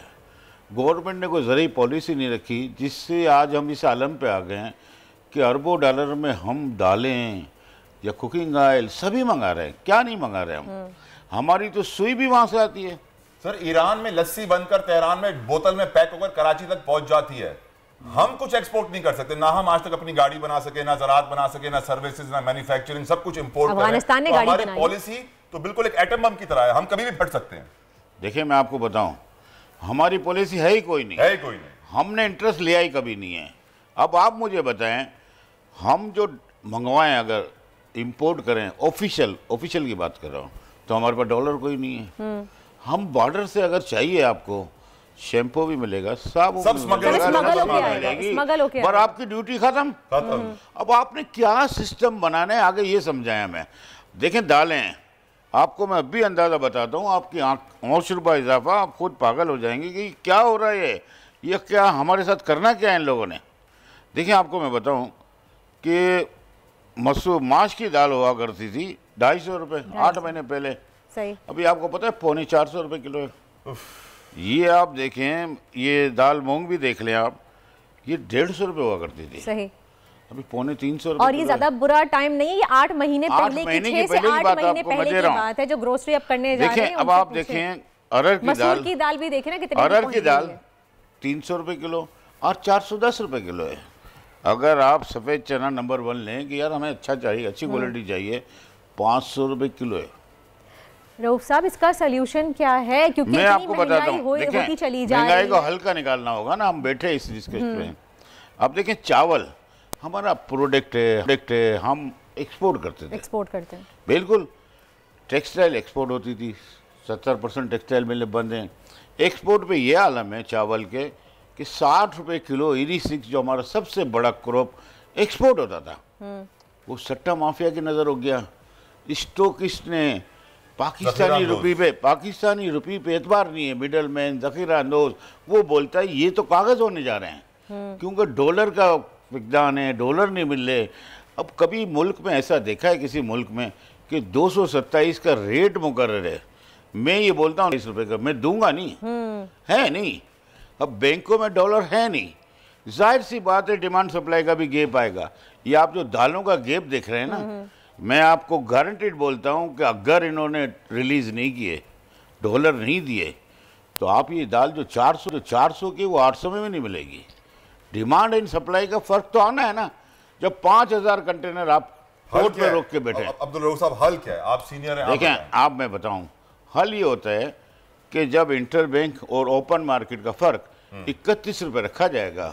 ऐसे हम पाकिस्तानी नहीं हैं कि हम $1 लाख भेजेंगे। तो डॉलर खत्म हो गया, अब आप ये समझिए कि मुल्क में डॉलर नहीं है, अब हल क्या है?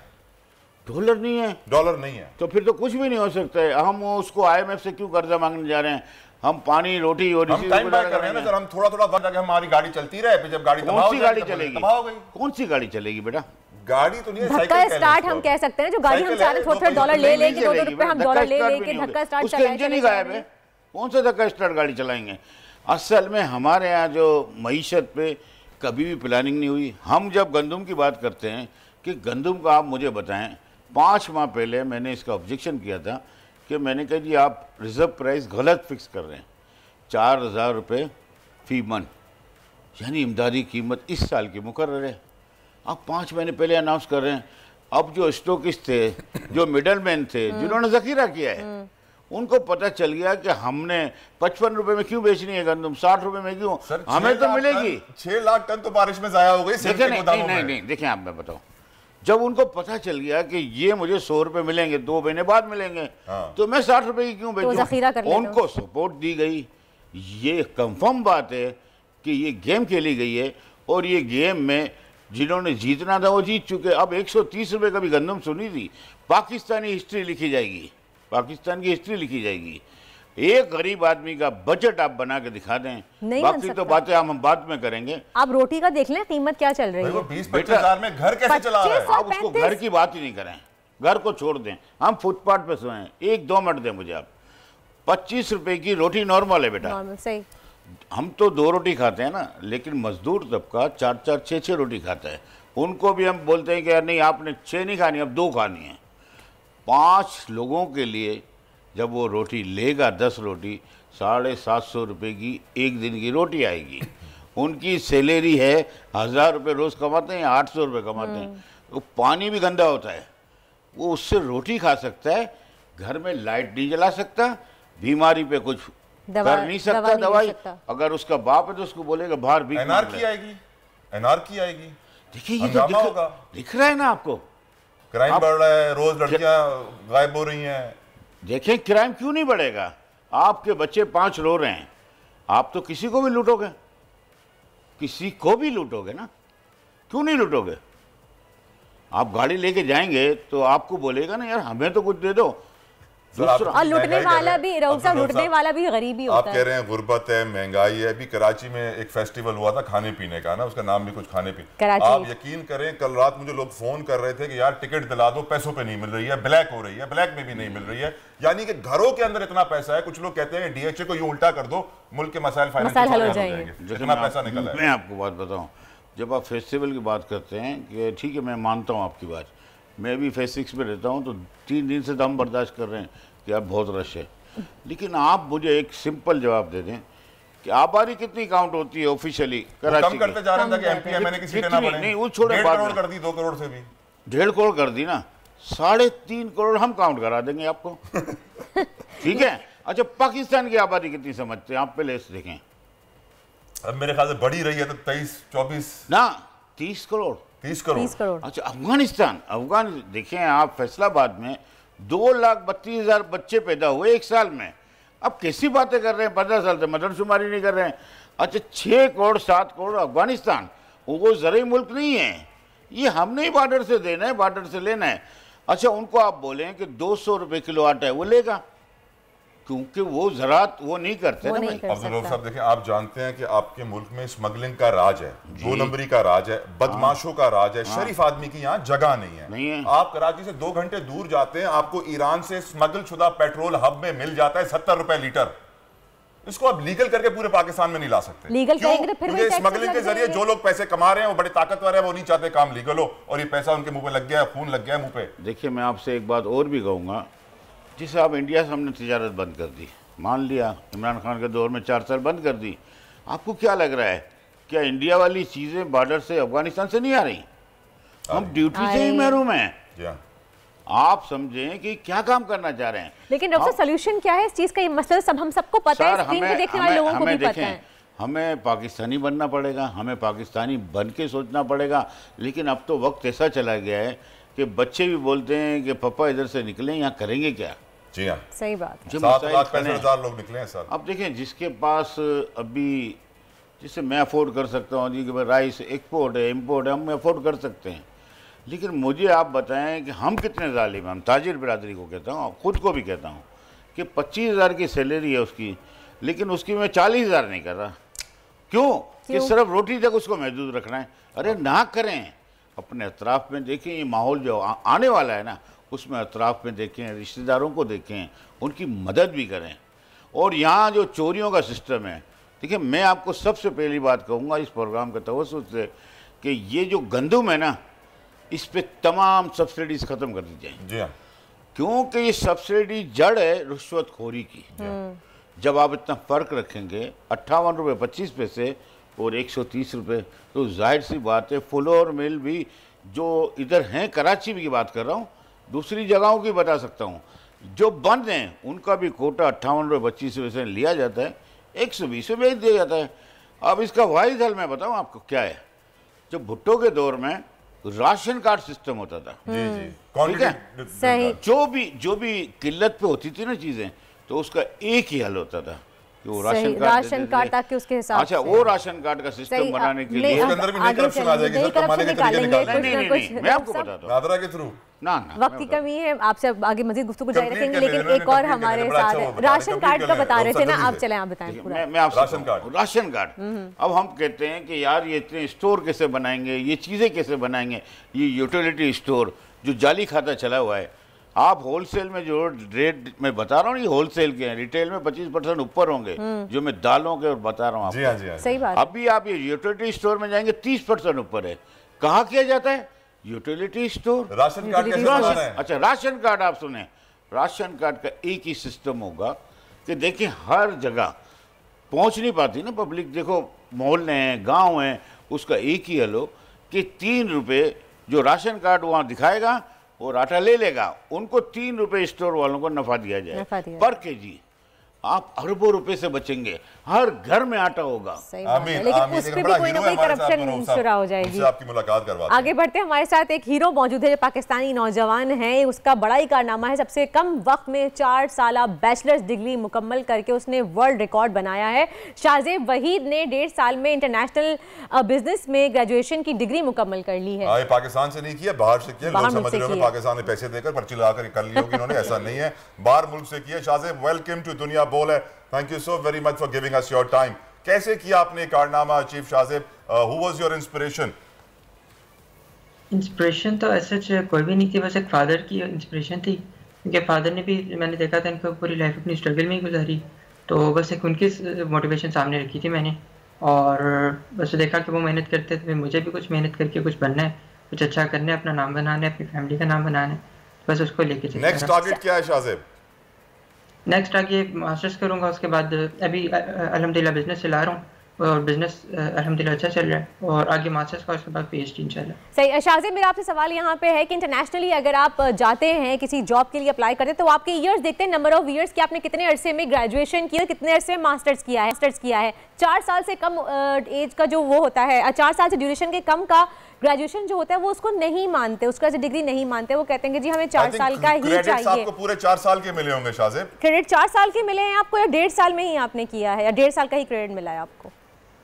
4 साल की क्रेडिट्स मिले। बेसिकली अप्लाइड साइंसेज से किया और अप्लाइड साइंसेज की डिग्री पाकिस्तान में एक्सेप्टेबल नहीं है, तो चाहे जर्मनी की हो, चाहे, क्योंकि मैं फिनलैंड के अंदर हूँ, पाकिस्तान में HSC यूरोप की डिग्री एक्सेप्ट ही नहीं करता। फिनलैंड से वापस आने का दिल चाहेगा शाहजेब?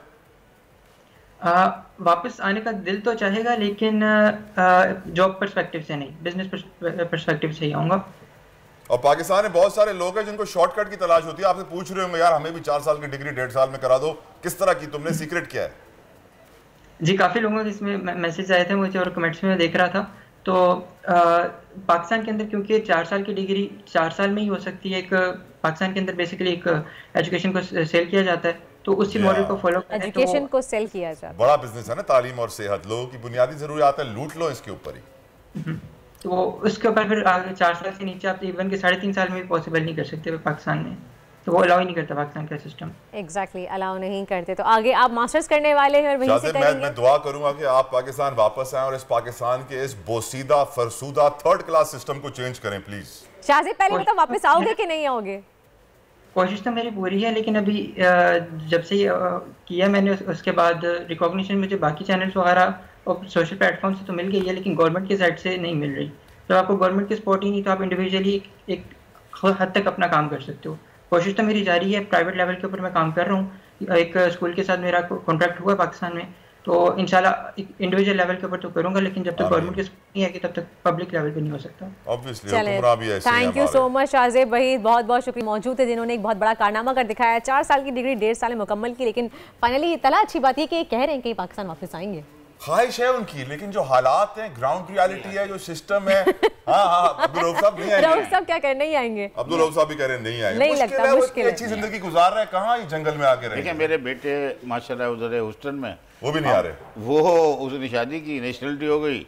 अब माशाल्लाह हमने वहाँ बंगला खुद ही खरीद लिया। मैं भी जा रहा हूँ उसके पास, आप मेरी हमने भागना है। अच्छा, भागने से मतलब ये नहीं है कि हमने मुल्क को छोड़ना है, लेकिन ये हालात बच्चों को है नहीं। बेटी भी हमारी अमेरिका, बोला न्यूयॉर्क शादी की, बच्ची की वहाँ चली गई। वो डॉलर बाहर से पाकिस्तान भेजते हैं रेमिटेंस की शक्ल में, तो वो 233 में कन्वर्ट हो रहा है। यहाँ से आपको खरीदारी करो डॉलर की बैंक के थ्रू, तो 265 में कन्वर्ट हो रहा है। आप कोई लॉजिक बताएं इन चीज़ों की, जब तो मैं मान लूँगा। इसाक डार साहब 1 वे ट्रैफिक चलाना चाह रहे हैं, और ये 2 वे ट्रैफिक है, उसमें नहीं जी, हमें तो 1 वे में घुसना है। अरे मेरे भाई, पाकिस्तानी ऐसा कौन सा है, मुझे एक्सपोर्टर बताएं। एक्सपोर्टर एक ओवर इन्वाइस कर लेता है कि भाई हमने ये एक्सपोर्ट किया, 500 नहीं 1000 लिखवा देता है, वो 500 तो वहीं रह जाते हैं।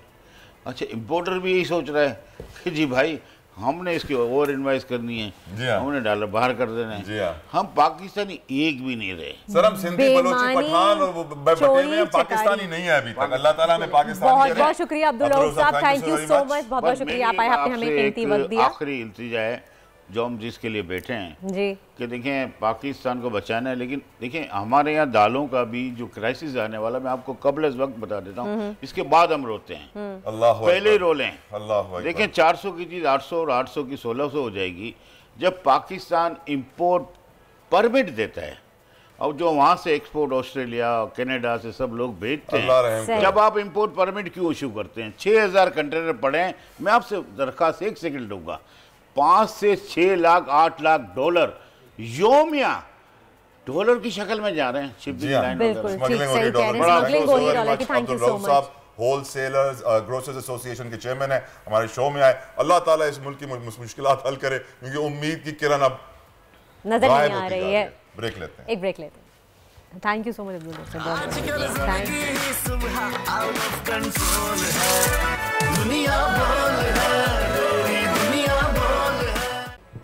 Welcome back after the break. आप देख रहे हैं दुनिया बोल है, और अब वक्त हुआ है आपको मौसम की सूरत हाल से आगाह करने का। तो बताते चलें कि मुल्क भर में जाड़े का सीज़न अपने उरूज पर है। खैबर पख्तूनख्वा, कश्मीर, गिलगित बल्दिस्तान में बर्फ़बारी से सयाहती मकामात का हुस्न मज़ीद निखर गया है, जिसके सयाहों की आमद का सिलसिला भी जारी है। शुमाली बलोचिस्तान और बलाई खैबर पख्तूनख्वा में बारिश ने सर्दी की शिद्दत में इजाफा कर दिया है। महकमा मौसमियात ने खैबर पख्तूनख्वा, गिलगित बल्दिस्तान और कश्मीर में आज मजीद बादल बरसने और पहाड़ों पर बर्फबारी की पेशगोई भी कर दी है। दूसरी तरफ अगर हम बात करें, कराची में सर्दी की शिद्दत में नुमाया कमी आई है, जबकि अहम शहरों के दर्जा हरारत की बात करें तो कराची में आज दर्जा हरारत कम से कम 14 डिग्री तक रहेगा, लाहौर में 7, इस्लामाबाद में 8, कोयटा में 2, पेशावर में 7 और लाहौर में भी 8 डिग्री रहने का इम्कान है। ये तो थी वेदर अपडेट। अब चलते हैं तलहा की तरफ। Employees old age benefits institution EOBI, इसका मकसद था कि जितने भी तनख्वाहदार तबका होता है उसको सपोर्ट किया जाए, उसके लिए बेनिफिट्स क्रिएट किए जाएं, उसके लिए रिसोर्सेज क्रिएट किए जाएं, बहुत सारी सर्विसेज लेकर आई जाएं। और हमारे साथ इस वक्त स्टूडियो में एक बड़े बेहतरीन गेस्ट मौजूद हैं, सैयद अलमदार रजा साहब। आप जनरल सेक्रेटरी हैं EOBI पेंशनर्स वेलफेयर एसोसिएशन के। Thank you so very much Syed बादशाह, आपने अपना कीमती वक्त हमें दिया। ये बताइए, EOBI एक बड़ा अच्छा इदारा समझा जाता था, लेकिन बीच में कुछ खबरों के अंदर कुछ केसेस ऐसे आ गए, कुछ बातें ऐसी आ गई, लोगों का ट्रस्ट कुछ कम हो गया है। Where does EOBI stand today, Syed Badshah? जी, मैं ये कहना चाहता हूँ कि EOBI जो अदारा कायम हुआ है उसका असल नाम जो अगर पूरी तरीके लिया जाए तो EOBI pensioners benefits association institution है। अब आप ये समझ लीजिए कि बेनिफिट्स से मुराद क्या है। बेनिफिट्स से मुराद है कि पेंशनर्स को बहुत सारे मराद दी जाएँ, लेकिन सिर्फ बेनिफिट एक दिया जा रहा है और वो सन 48 साल इस अदारे को कायम हो गए। 1976 में अदारा जो है कायम हुआ। जब 1976 में अदारा कायम हुआ पार्लियामेंट के एक एक्ट के तहत, तो जब ये अदारा 1976 में एक्ट के तहत कायम, आज इसको कायम हुए 48 साल का अरसा गुजर चुका है। लेकिन काबिल अफसोस बात है कि इस वक्त जिस मकसद के लिए कायम किया तो मकसद अभी तक पूरा नहीं हुआ। बेनिफिट से मुराद ये है कि बरात दी जाए, ना कि अभी हमें सिर्फ एक बेनिफिट मिल रहा है, एक पेंशन मिल रही है जो कि सिर्फ 8,500 रुपये पर मंथ है। इस तूफ़ानी महंगाई के दौर में क्या आप समझते हैं कि 8,500 में कोई गुजारा कर सकता है? बिजली का बिल भी नहीं भरा जाएगा इतने में? जी बिल्कुल, आपने सही कहा। रोटी का बिल नहीं भरा जाएगा, बिजली तो दूर की बात। मैं बताता हूँ कि पहले ये पेंशन जो है ये किस बुनियाद पे होती है। जो पाकिस्तान में इस वक्त लेबर की तनख्वाह है वो थी पहले 13,000 रुपये। उसका नोटिफिकेशन जो है वो जारी नहीं हुआ। अब अभी नए बजट में जो उसका 25,000 रुपये हुआ है, इसका 5% जो है एम्प्लॉयर अदा करता है, 1% जो है वो एम्प्लॉय अदा करता है, 6%। जब ये कानून बना था 1976 में, तो मैं आपको बताना चाहता हूँ कि उस वक्त ये हुआ था कि गवर्नमेंट ने उस में फैसला किया था कि 6% एम्प्लॉयर और उसके कंपनी देंगे और 6% जो है ग्रांट म्यूचुअल ग्रांट के तौर पे गवर्नमेंट अदा करेगी। ये बड़ी अच्छी बात थी। और अगर आज वो सिलसिला जारी रहता, जो कि 1995 में ख़त्म कर दिया गया, 1995 के बाद सिर्फ 1 लाख रुपए टोकन के तौर पे EOBI को गवर्नमेंट अदा करती है। 1 लाख रुपए। जी। अब आप ये समझ लीजिए कि कहाँ 6%। यानी क्या EOBI एक धोखा साबित हुआ? मतलब ये चूँकि बेवकूफ़ बनाया गया हमें। हाँ, मैं कहता हूँ कि वर्कर्स को जो है ना, जो पाकिस्तान के इतनी बड़ी कौम है जो 60 साल तक अदारों में काम करती है, जाके अदारों के अंदर क्या नाम मशक्क़त करती है और 15 साल तक अपनी कंट्रीब्यूशन अपनी जेब से अदा करती है, उसके साथ ये जुल्म है बहुत बड़ा। किसको फायदा पहुंचा अलमदार साहब? भाई बात यह है कि EOBI इस वक्त 400 अरब रुपए का एसेट मौजूद है। इसका 400 अरब पाकिस्तान का, ये समझ लो कि टॉप मोस्ट अदारा है जिसका पैसा है और एसेट्स हैं, बैंक में इनकी इन्वेस्टमेंट है, रियल एस्टेट्स हैं जो किराए पे दे रखी हैं। तो आप ये समझ लें कि 48 साल पहले और अब में कितना फ़र्क होगा। सही। तो बात ये है कि ये जो पेंशन अदा की जा रही है अब 25,000 हो गई है। अब फैसला ये किया गया है कि 5% 25% का 25,000 का दिया जाएगा और दिया जाएगा, तो कम से कम थोड़ा सा ये होगा कि 15,000 रुपये। तो अब बेनिफिट कैसे ले सकते हैं हम EOBI? देखिए, हम बेनिफिट ऐसे ले सकते हैं कि अगर EOBI चाहे, देखिए बोर्ड ऑफ डायरेक्टर जो है वो इसका 2013 में। सर बोर्ड ऑफ डायरेक्टर लगते कैसे हैं? पर्ची कहाँ से आती है? मैं बताता हूँ आपको। ऐसा है कि बोर्ड ऑफ डायरेक्टर जो है, ज़ाहिर है यकीनी तौर पे पाकिस्तान के मामला से आप अच्छी तरह वाकिफ है कि बोर्ड ऑफ डायरेक्टर चारों सूबों के मजदूरों के नुमाइंदे, बकौल उनके मजदूरों के नुमाइंदे शामिल होते हैं जो कि पेंशनर्स की फलाह बहबूद के लिए काम करें। लेकिन आज को उन्होंने बताया कि 48 साल के बाद भी 8,500 पेंशन है और न मेडिकल की सहूलत है। उनके अपने एहसास तो बढ़ रहे होंगे, इसमें कोई शक नहीं है कि जो भी यहाँ आया, इस इदारे में आया, वो खूब सैर होकर गया। लेकिन अब हम क्या कर सकते हैं? अभी हमें कैसे फायदा कर सकता है? देखिए, हमें फायदा इससे होता है कि अब पास तो छोड़ देना, अभी की बात करें कि अब क्या हो सकता है? अब ये हो सकता है कि अगर गवर्नमेंट चाहे तो 25,000 रुपये एटलीस्ट जो मजदूर की कम से कम तनख्वाह इस वक्त राइज है वो हमें पेंशन के तौर पर देना शुरू करे। और दूसरा अहम मुतालबा जो हमारा अरबाब इख्तियार से है वो ये है कि भाई 60 साल बाद आदमी रिटायर हो जाता है तो उसके हाथ पांव जो है वो बिल्कुल नाकारा हो जाते हैं 30% के अलावा। इस वक्त भी हमारे समझ लें कि 30% लोग कैंसर में और मोहल्ली बीमारी में मुब्तला हैं, उनको इलाज कराने के उनके पास पैसे नहीं। इस इदारे को प्राइवेटाइज करने की बात नहीं होती, स्टील मिल की होती है, दूसरों की होती है, 400 अरब है, इसको प्राइवेटाइज क्यों नहीं करते? असल में ये है खुद मुख्तार अदारा। इसके जो असल बानी है, जो असल इसके करता रहता है वो हम पेंशनर्स हैं, यानी हमारी कंट्रीब्यूशन। पेंशनर्स का बुरा हाल है तो इदारे का अच्छा हाल कैसे है? नहीं, पेंशनर्स का बुरा हाल किया गया है, आवाम का बुरा हाल है तो पेंशनर का बुरा हाल किया। देखिए मैं बताऊँ आपको, पिछली गवर्नमेंट में हमारी पेंशन 8,500 से ही कम थी, 5,000 समथिंग थी।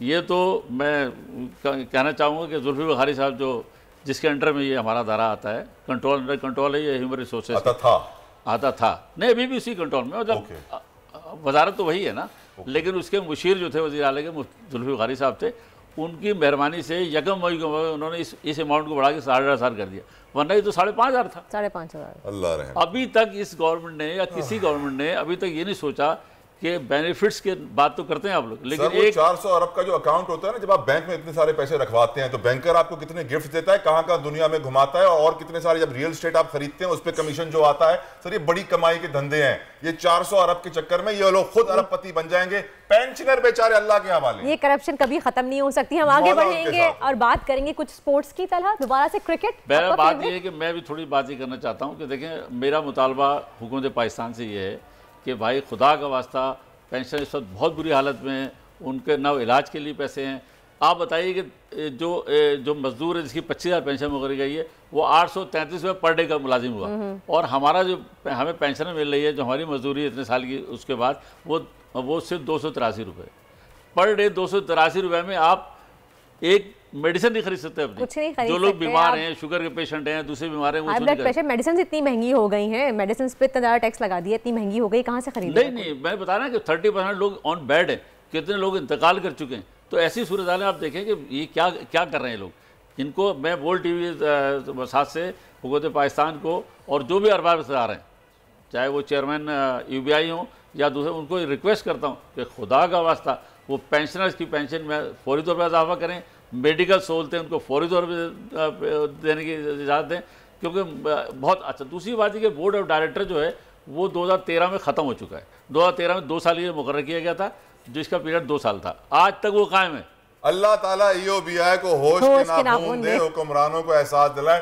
सैयद बादशाह, थैंक यू सो मच, बहुत बहुत शुक्रिया। क्रिकेट पे जाने वक्त की कमी है, वक्त की एक जुमला और कहना चाहता हूँ, एक जुमला। EOBI पेंशन वेरिफिकेशन जो है जो 2021 में रजिस्टर्ड हुई है, वो माशाल्लाह इस वक्त इनफरादी तौर पर तमाम पेंशनर्स के लिए खिदमत अंजाम दे रही है, और मैं चाहता हूँ कि बोर्ड ऑफ डायरेक्टर में हमारी नुमाइंदगी भी शामिल हो। एक बात। दूसरी बात है, मैं प्रिंट मीडिया से और इलेक्ट्रॉनिक मीडिया से दरख्वास्त करूँगा कि जो हजरात हैं वो सब EOBI की मेंबरशिप लें, अपने अदारे के सरबराह को कायल करें इस बात के लिए कि भाई हमें भी बूढ़ा होना है, हमें भी जरूरत पड़ सकती है, तो हमारे मामला भी किए जाएं। ये बहुत जरूरी है। Thank you so much. वक्त की कमी है, वरना आपसे मजबूर होती। इकबाल जमील साहब हमारे साथ मौजूद हैं, क्रिकेट आप प्लीज हमारे साथ मौजूद रहिए, क्रिकेट की डिस्कशन करेंगे। इकबाल जमील साहब हमारे साथ है। पाकिस्तान न्यूजीलैंड वनडे सीरीज शुरू होने जा रही है, कराची वाले तैयार हो जाएं, ट्रैफिक में होगा बुरा हाल, पेट्रोल जल जाएगा खड़े खड़े, और आप देखते रहेंगे तमाशा कि कितना हमारा बेहतरीन शहर है। घंटों सड़क पे गुजारो, वनडे शुरू हो गया है। इकबाल जमील साहब, क्या तवक्कुआत हैं इस वनडे से आपकी? सर भाई देखिए, परफॉर्मेंस ये है कि ये जो लास्ट ईयर आपका गुजरा है तो पैथेटिक ऑन दैट सेंस के पाकिस्तान टेस्ट क्रिकेट के अंदर मतलब बड़ी मायूसकिन कारकर्दगी रही। I am very sorry to say, England के अगेंस्ट वाइट वॉश हुआ, हिस्ट्री पहली मतलब हिस्ट्री में। उसके बाद बाबर आजम साहब और उनकी टीम न्यूजीलैंड के खिलाफ मतलब 2 टेस्ट मैच पे एक भी नहीं जीत सकी, बल्कि मेरे ख्याल में अगर लाइट थोड़ा सा टाइम देती अंपायर थोड़ा तो न्यूजीलैंड यकीनन आखिरी टेस्ट जीत सकती थी। और एक बात मेरी समझ में नहीं आ रहा है कि विलियमसन आज लीड करेंगे पाकिस्तान के। बाबर आजम साहब में ऐसी क्या खास बात है? ठीक है, एक बड़ा प्लेयर जरूर है, वो अच्छे बैट्समैन हैं, लेकिन तीनों फॉर्मेट के कप्तान बना के उनकी परफॉर्मेंस को बड़ा वो कर दिया गया। जमील साहब, सरफराज को क्यों नहीं खिला रही थी अच्छी परफॉर्मेंस के बाद भी? भाई देखिए, ये शाहिद आफरीदी साहब कहते हैं कि उन्होंने उनको मौका दिया था कि अपनी फिटनेस दिखाएं, लेकिन उनकी फिटनेस जो है वो ये बकौल उनके कि वो साबित नहीं कर सके अपनी फिटनेस को। और नेचुरली के अंदर सिलेक्शन के पाकिस्तान के अंदर तो आपको ये पता है कि जिसने माइट इज राइट, जिसने कह दिया वो कह दिया। अब आफरीदी साहब ने कह दिया है तो जनाब उनको दिखाना तो चाहे फिर दिन को रात और रात को दिन भी कह दें जमील साहब, मतलब जी चाहे फिर दिन को रात और रात को दिन भी कह दें, कह दिया तो कह दिया। चाहे रात को दिन कर दें, चाहे बाबर को तीनों फॉर्मेट का कप्तान बना दें, चाहे शादाब को ड्रॉप कर दें, चाहे हैदर अली को ड्रॉप कर दें, चाहे शर्जील को ड्रॉप कर दें, despite good performances, despite good. अब ये तैयब ताहिर को लेके आए हैं, पोटेंशियली तो एक रिवोल्यूशनरी स्टेप तो है। उसामा मीर को लेके आए हैं, जो एक शॉकिंग खबर है कि उसामा मीर को शादाब की जगह लेके आए हैं। अब अंदरूनी कहानी क्या है ये कुछ नहीं पता चलता। अंदरूनी कहानी आपको शायद कभी पता भी ना चले, इसलिए ना पता चले कि अभी तक आपको 6, 7, 8 महीने हो गए शाहीन शाह अफरीदी का पता नहीं चल रहा कि वो फिट है या नहीं गए। देखें, this is an year of world cup, ये वर्ल्ड कप का साल है। अगर इसको आपने ऐसे ही मजाक में लिया ना तो again then you had to follow, आपको फिर यू लिव। सर इस मजाक में वर्ल्ड कप हारे भी तो थे, याद तो है आपको। और जी इस मजाक में तो वर्ल्ड कप हार गए थे, वो जो कैच कर रहे थे शाहीन आफरीदी पे जख्मी हो गए, पर ओवर ना करा सके। नहीं, वो तो देखिए मजाक की बात नहीं है। मजाक एक्चुअली बात है, अकाउंटेबिलिटी नहीं है। अगर अकाउंटेबिलिटी होती तो मजाक नहीं होता जनाब। सारी बात ये है कि आप एक इंडिपेंडेंट बोर्ड है, आ गया है। दूसरी बात, सारी बात ये कि आपको एक इंटरिम सिलेक्शन कमेटी के चेयरमैन है, तो आपको डिसीजन ऐसे लेने चाहिए जो इंटरेस्ट हो फॉर दी, अगर पाकिस्तान क्रिकेट के लिए। अगर रेवोल्यूशनरी डिसीजन लेने तो कप्तान किसी और को बनाते किसी और को कप्तान ओडीआई के अंदर। बाबर आजम की जगह उनकी परफॉर्मेंस पे क्या पर्ची है बाबर के पास? इकबाल भाई क्या किसी और के पास नहीं है। कौन सी गीदड़ सिंगी है बाबर के पास? किसी और के पास नहीं है। नहीं, गीदड़ सिंह नहीं, पर्चियां नहीं है। देखिए, सारी बात ये कि पर्चियों की बात नहीं है, ये फिर नसीब से खेल रहे हैं। ये पर्चियां जो है ना, फिर ये हमें बैकफायर करती हैं। Honestly speaking, on the field जब वो दुनिया जो देखती है फिर मजाक उड़ाती है कि यार ये मूव अगर कर लेते तो पाकिस्तान जीत जाता, ये मूव अगर कर लेते तो पाकिस्तान की कोई इज्जत हो जाती। I am very sorry to say, Babar आजम की परफॉर्मेंस देख लीजिए दोनों टेस्ट के अंदर तो अगेंस्ट न्यूजीलैंड, वो नहीं रही है। मैं उस बात को, चलिए मैं मानता हूँ, it happens to all batsman, there is always a bad patch, लेकिन it is not the bad patch. I am talking about the management of the PCB कि जनाब अगर ये भी बैक फायर कर गया तो आपके पास प्लेयर कौन है? Khurshid Shah, Haider Ali, despite good performance in Quaid-e-Azam trophies and all that, आपने उनको ड्रॉप किया। ठीक है, आप करें, आज आप बादशाह बने हुए हैं, आपको पता चल जाएगा, लेकिन फिर उसकी रिस्पॉन्सिबिलिटी भी ले। अब जो भी होगा फैसला, अब टीम हारती है या टीम जीतती है, इसकी जिम्मेदारी नए मैनेजमेंट को लेनी होगी। नई मैनेजमेंट ने क्या रोल अदा किया, क्या कामयाबियां हासिल की, क्या रेवोल्यूशनरी स्टेप लिए, कौन से प्लेयर को खिलाया। देखें, न्यूजीलैंड की टीम बड़ी स्ट्रांग टीम है। अभी उनके प्लेयर आए हैं, जेमिसन जो इंजर्ड हैं, कोई आज तक किसी मैनेजमेंट ने जिम्मेदारी ली है शिकस्त की जमील साहब? आज तक कभी नहीं ली है, कभी नहीं। हर आदमी जो है ना अपनी बोली बोल के चला गया है। देखिए जनाब, वो रमीज राजा साहब थे, वो हारिस सोहेल को भी वो टीम में ले आए। मतलब घूम फिर के हमारे पास नया टैलेंट नहीं है। आफरीदी साहब ने वही किया कि हारिस सोहेल को ले आए। रमीज राजा ने ये किया था, कहा था कि जनाब सरफराज को अब उसका एंड है कैरियर, हमारे पास हारिस सोहेल विकेट बैट्समैन है, तो अब उसकी जरूरत नहीं है। मेरे ख्याल में उनको क्रिकेट को गुड बाय कह देना चाहिए। खैर, सरफराज तो गुड बाय नहीं हुए, गुड बाय तो रमीज राजा हो गए। जाते वक्त मैनेजमेंट वाले ना, फिर उसके बाद कोई सवाल नहीं हो तो जवाब नहीं होता उनके पास, इसलिए कि एक निजाम आपने ऐसे बना दिया है। वो कहते हैं ना कि सिस्टम क्या चीज है, कि हमारे पास कोई सिस्टम नहीं है। सबसे बड़ी खराबी क्या है, नहीं है, सबसे बड़ा मसला ही यही है। Thank you so much Iqbal Jameel साहब, बहुत बहुत शुक्रिया। बिल्कुल इकबाल जमील साहब के हमारे यहाँ कोई सिस्टम ही नहीं है, यही खराबी है, इसलिए सही सिलेक्शंस नहीं होती और इसलिए हम मैच हार जाते हैं। हमारी पाकिस्तान क्रिकेट टीम का बुरा हाल है। अल्लाह ताला हमें वापस स्क्वॉश, हॉकी और स्नूकर का चैंपियन बनाए, क्योंकि क्रिकेट की गुलामी में हम किसी और खेल ही नहीं पा रहे हैं, सारा पैसा क्रिकेट पे जा रहा है। खैर, आगे बढ़ते और बात करते हैं सितारों के हाल और उनकी चाल के बारे में। उनसा शाह हमारे साथ मौजूद हैं, काफी दिनों बाद हमारे शो पे आई हैं, उनको वेलकम कहेंगे अपने शो में। अस्सलाम वालेकुम उनसा, गुड मॉर्निंग।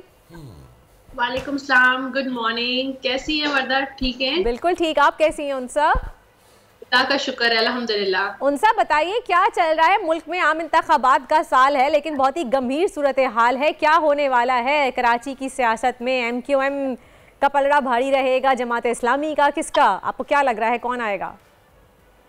देखिए, अगर हम बात करें इलेक्शन की तो इलेक्शन के लिए द एम्परर का कार्ड है। तो कोई अथॉरिटी है, कोई ऐसी अथॉरिटी हो सकती है जो है ना बहुत जल्द जो है कोई फैसला लेती हुई नजर आ रही है इलेक्शन से रिलेटेड। तो मुझे लगता है कि मार्च तक जो है वो इलेक्शंस जो है वो अनाउंस हो जाने चाहिए। मैं बल्दियाती इंतखाबात की बात कर रही हूँ जो हैदराबाद और कराची में हैं उनसा। 15 जनवरी को जो हो रहे हैं कराची में और हैदराबाद में। अच्छा, उस पर भी इलेक्शन कमीशन का फैसला भी आना है आज की तारीख में।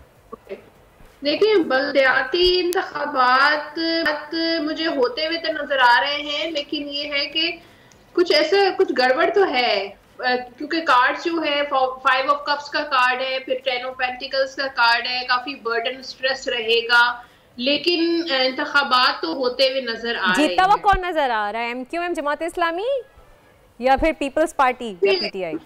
जी देखिए, ये तमाम जो जमातें हैं जिसमें MQM भी है, जिसमें पीपल्स पार्टी भी है, जिसमें जमात इस्लामी भी है, ये तीनों जो पार्टीज हैं वो मुझे कमजोर पार्टीज नजर आ रही हैं। अच्छा। कोई इतने मुझे लगता है कि ये तीनों जमातें मिलकर जो है वो हुकूमत बनाएंगी, क्योंकि किसी एक पार्टी का होल्ड मुझे नजर नहीं आ रहा। एक पार्टी का मुझे नहीं लगता कि कोई एक पार्टी जो है वो पूरी छाई रहेगी इलेक्शन में या होल्ड रहेगा। तीनों पार्टीज का नजर आ रहा है, क्योंकि कार्ड भी देखिए ना, यहाँ पर जो MQM के लिए कार्ड मैंने पेज ऑफ सोर्स का कार्ड है, ये भी वीक कार्ड होता है। यहाँ पर मुझे हैंगमैन का कार्ड जो है वो पीपल्स पार्टी का नजर आ रहा है। स्ट्रेंथ का कार्ड जो है वो जमात इस्लामी। थोड़ी बहुत अगर मुझे लगता है कि जमात इस्लामी का पोजीशन थोड़ी स्ट्रॉन्ग नजर आ रही है अगर हम MQM और पीपल्स पार्टी से मुकाबला करें तो, कंपेयर करें तो। जमाते छाई रहेगी, लेकिन पीपल्स पार्टी और MQM का कराची में या बल्दियाती इंतखाबात में कोई इतनी ज्यादा स्ट्रॉन्ग पोजीशन नजर नहीं आ रही। सही, यानी कराची का फिर कोई पुरसाने हाल नहीं होने वाला अगर ये तीनों चारों जमातों ने मिल के एक बल्दियाती इंतखाबात जीत लिए और इस तरह की सीटें इनको मिली, तो फिर कराची आपस में तुम्हारा है मेरा है, आधा ये आधा वो, फिर दोबारा से कराची का पुरसाने हाल कुछ नहीं रहेगा। आगे बढ़ते हैं। इलेक्शन साफ शफाफ होंगे या फिर तीसरी कुव्वत खलाई मखलूक न्यूट्रल तो अंपायर? सवाल ही नहीं बनता है, ऐसा तो हो ही नहीं सकता ना साफ इलेक्शन बने। जी, क्योंकि हाई प्रेस्टिज का कार्ड है, तो मुझे नहीं लग रहा कि इलेक्शन जो हैं वो जिस तरह होने चाहिए वैसे होते हुए नजर नहीं आ रहे। और उसके बाद एस ऑफ सोर्ड्स का कार्ड है, तो तलवार यानी कि झगड़ा, लड़ाई, कॉन्फ्लिक्ट्स नजर आ रहे हैं, इख्तलाफात नजर आ रहे हैं। इलेक्शन तो हो जाएंगे, लेकिन उसके बाद जो है हालात मुझे इतने अच्छे पॉलिटिकली नजर नहीं आ रहे। आपस में जमातें जो हैं वो लड़ती झगड़ती रहेंगी। और अगर हम कराची की डेवलपमेंट की बात करें तो कराची की डेवलपमेंट मुझे नजर नहीं आ रही। यहाँ पर 6 ऑफ सोर्ड्स अगेन तलवारें खड़ी हुई हैं, तो मुझे नहीं लगता कि सिर्फ आपस के इख्तलाफात ही चलते रहेंगे। और अगर कराची की बात करें, उसके डेवलपमेंट की बात करें, तो उस पे कोई तवज्जो नजर नहीं है। फिर दिल तोड़ दिया हमारा, कराची कुछ नहीं होने वाला। आगे बढ़ते सितारों की बात करते हैं, आज का दिन कैसा रहेगा, कुछ मूड अच्छा करते हैं, वरना फिर डिप्रेशन में चले जाएंगे कि भाई कराची का कुछ नहीं होने वाला, उम्मीद रखना बेकार है। सारी खबरें डिप्रेशन वाली हैं, वर्ता कितना मूड अच्छा करेंगी, क्या क्या करेंगी मूड अच्छा करने। अपने सितारों के बारे में जानते हैं, उनसे बताइए आज का दिन कैसा रहेगा। एरीज से स्टार्ट करते हैं। एरीज से शुरू करते हैं। बुर्ज हुमल और एरीज वालों का आज का दिन बहुत कोई गुड न्यूज आने वाली है, कोई खुशखबरी मिलती हुई नजर आ रही है। बच्चे से रिलेटेड भी खुशखबरी मिल सकती है। और उसके अलावा जो है वो कोई शादी वगैरह या कोई प्रपोजल, इस तरह की कोई ट्रैवलिंग, कोई ऐसी अच्छी गुड न्यूज आती हुई नजर आ रही है। टॉरस यानी कि बुर्ज सोर के लिए जो है डेथ का कार्ड है, रीजनरेशन, न्यू बिगिनिंग्स नजर आ रही है, नई चीजें, नई डेवलपमेंट नजर आ रही है, कुछ चेंज टॉरस की लाइफ में आज होने का इम्कान है। टॉरस के बाद है जेमिनाई। जेमिनाई वालों के लिए थोड़ा सा आज डे जो है वो सख्त हो सकता है, थोड़ा तकलीफदेह हो सकता है, कोई दोस्त आपको तकलीफ पहुंचा सकता है, या कोई आपको काम करना हो वो उसमें डिले आ सकता है। जेमिनी के बाद है कैंसर। कैंसर के लिए 6 ऑफ कप्स की एनर्जी है, तो कोई पुराना दोस्त आपको याद आ सकता है जिसके साथ आपका कांटेक्ट नहीं है, या कोई पुरानी मेमोरीज आप जो दोबारा से याद करते हुए नजर आ रहे हैं, मिस करते हुए नजर आ रहे हैं, या आपके फैमिली आपसे दूर है तो उनको याद कर सकते हैं। कैंसर के बाद है लियो। लियो वालों के लिए बहुत अच्छा दिन रहेगा। क्वीन ऑफ वॉन्ड्स, बहुत सारे काम करते हुए नजर आ रहे हैं, क्रिएटिव हैं, कोई ऐसा काम कर सकते हैं जो जिसमें आपकी क्रिएटिविटी जो है वो नजर आ सके। अपनी सेहत का आपने ख्याल रखना है। लियो के बाद है वर्गो। वर्गो के लिए आज का दिन जो है बड़ा रोमांटिक रहेगा, काम में स्टेबिलिटी नजर आ रही है।